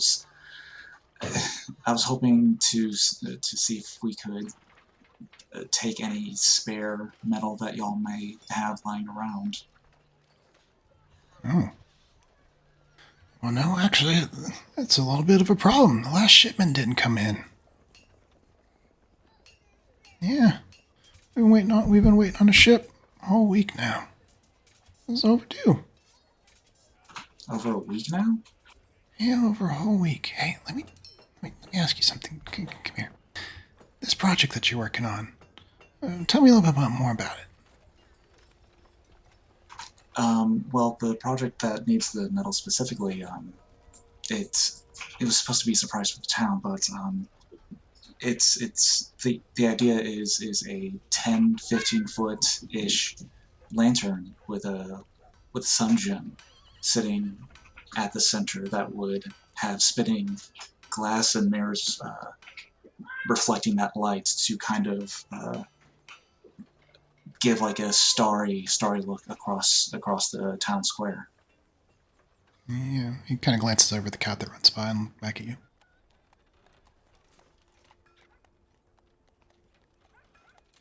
That sounds lovely.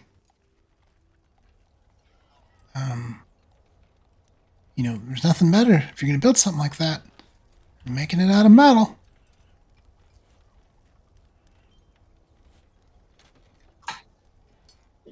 Yep, I wholeheartedly agree. Tell you what, and he kind of glances over at Ava. You're there, right? Tell you what, maybe we can strike, a little bit of a bargain. What do you think? She sort of looks at Ez and looks back to him and sort of like shrugs. Sure. Okay. Here's the deal. I don't have any extra metal because, like I said, we're running a little low. Even Meraldine, it doesn't quite enough to fill all the orders that we got.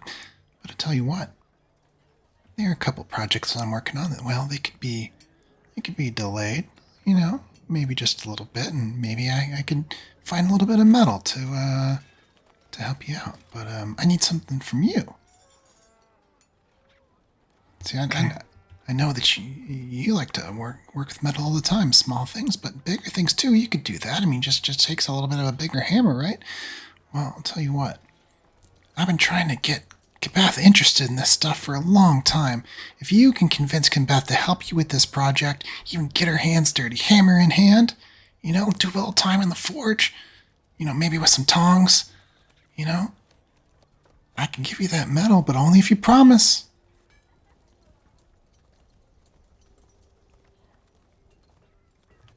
We'll do it. All right, that's what I like to hear. She looks to Ez and realizes that she just said that and is sort of surprised that she said that. Esmond's eyes are wide and his mouth is just shut. All right, you wait here, right here. I'll get you the scrap. You kind of bounds off. Not too long later, comes back with a big box of scrap. It's almost as much as you need. You're about 3/4 of the way there. That's exactly what I wanted to hear. Okay, thank you so much, Crin. We really appreciate this. All right, I'm so excited. I know Beth's just gonna love it. I mean, she's a little hesitant. She's a little hesitant, but once she got the hammer in hand, you know how it is. It's the sound, it's the rhythm. You stop thinking about it, and then it's just yeah. She's gonna love it. Yeah, we'll do our. Mm-hmm. Yep. All right, well here you go. We'll take that box, and Esmond quickly turns around. It's like, thank you, Crin. Bye. And All right, have fun, kids. Walking. As we're walking, as we're walking to the town, Esmond's going to, without, he's not going to turn his head, but just looking straight forward to Doc. Doc, what the, why, what was that? Oops. Oops. I mean, I think she did it. She did try when we did the fire. She tried to run across, and she made it. I'm sure that we can help. I'm sure she'll want to. I think we can do it.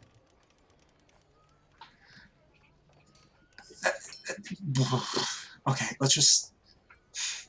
Problem for later. Let's drop off these 2 boxes at the workshop first, and then let's. Jeez. I guess we'll go see the dwarves at the Iron Pub, I suppose. Next. Yeah, we'll do that. All right, and just as you finish saying that, you see Casey comes around the corner. Yes.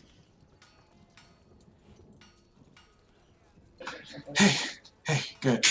Everything all right at the smithy? Yeah, she kind of kicked me out. I didn't really do too well on the horseshoes that she was trying to have me do.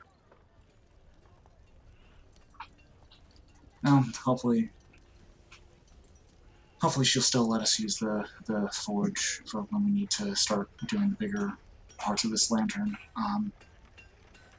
That's fine though. We're dropping off these boxes at the workshop, and then we're gonna head to the Iron Pub next to see if we can get more metal from the dwarves, because we still don't have enough. All right, let's go. You might have to get Kabeth to help with the forging process. Yeah, no problem at all. See? Oh, but Casey, the thing that you were setting out to do, that worked. As Casey starts to walk away, he kicks one foot up and holds a finger up. But one other thing. And he spins with a flourish as he pulls out a mangled hunk of metal that vaguely resembles a horseshoe times 2 stuck together. Says, got a bit more metal for you. Yeah, Meraldine couldn't really use this piece, and he adds it to the box. All right, that metal thing links in there, and between what you first got, what you got Kren to agree with, and the metal that Casey's added to it, you have just enough to do what you need to do. Oh wow. Okay, so we don't get to go get into a fight. Oh, I guess we avoid that side quest. This is great. Asmund gives you a stern look, though. Oh. Okay, we can work with this. Let's head back to the workshop for now. Let's get everything ready. We still have to go collect masonry tools so that we can start taking apart the stone. Okay, to the workshop. Let's go. All right, so as they head off to the workshop and the other group begins to reach the mausoleum, there is the sound of the sea, the scent of salt. You see the old building sort of very seldom visited, built into the side of the cliffs. The old Rain family mausoleum. As you see wild waves crashing against the shore, down the coast, away from the safe harbor that is the docks of Shepherd's End. You glance down at the ground, and along the coast, along the sand, toward the old mines. You see a couple chicken prints in the dirt. And that's where we'll end for tonight. Yeah. Yeah. We didn't blow up the town. Second session in a row. That was an option. Give me in one more session. I'll get it. I cannot wait for you guys to try to convince Kebeth that in order to have this medal to do the project, that she has to fucking face her fears and do the thing she hates. I can't wait. I'm so excited for you guys to do this. It's gonna be so Casey- good. Especially love after her that. last attempt also just injured her even more. That's Oh, not wait a scarring at all. Wait a second. Kibeth has a fear of fire? Yeah. You didn't know that? Oh, you She weren't has there. a big like burn scar on her palm from when she was a child and she picked up a hot piece of metal in her parents' workshop, and ever since then, like whatever her parents tried to make, like Esmond would know this because she's probably told him, but like every time they tried to get her to do the family business, she purposely was really, really bad at it, so that finally they were like, you know what? You want to go be a postal delivery person? Go, please go. Okay, interesting. Kibeth would also probably know that Esmond also does not like fire. Rip So- Casey. So that's interesting. Yeah. I'm their favorite fire. Hey, Yes, some of you- us are just you're- fine with fire. Yeah, Casey's our favorite flame. Walking on coals, flaming shots, and then a blacksmith quest. It's already so cruel.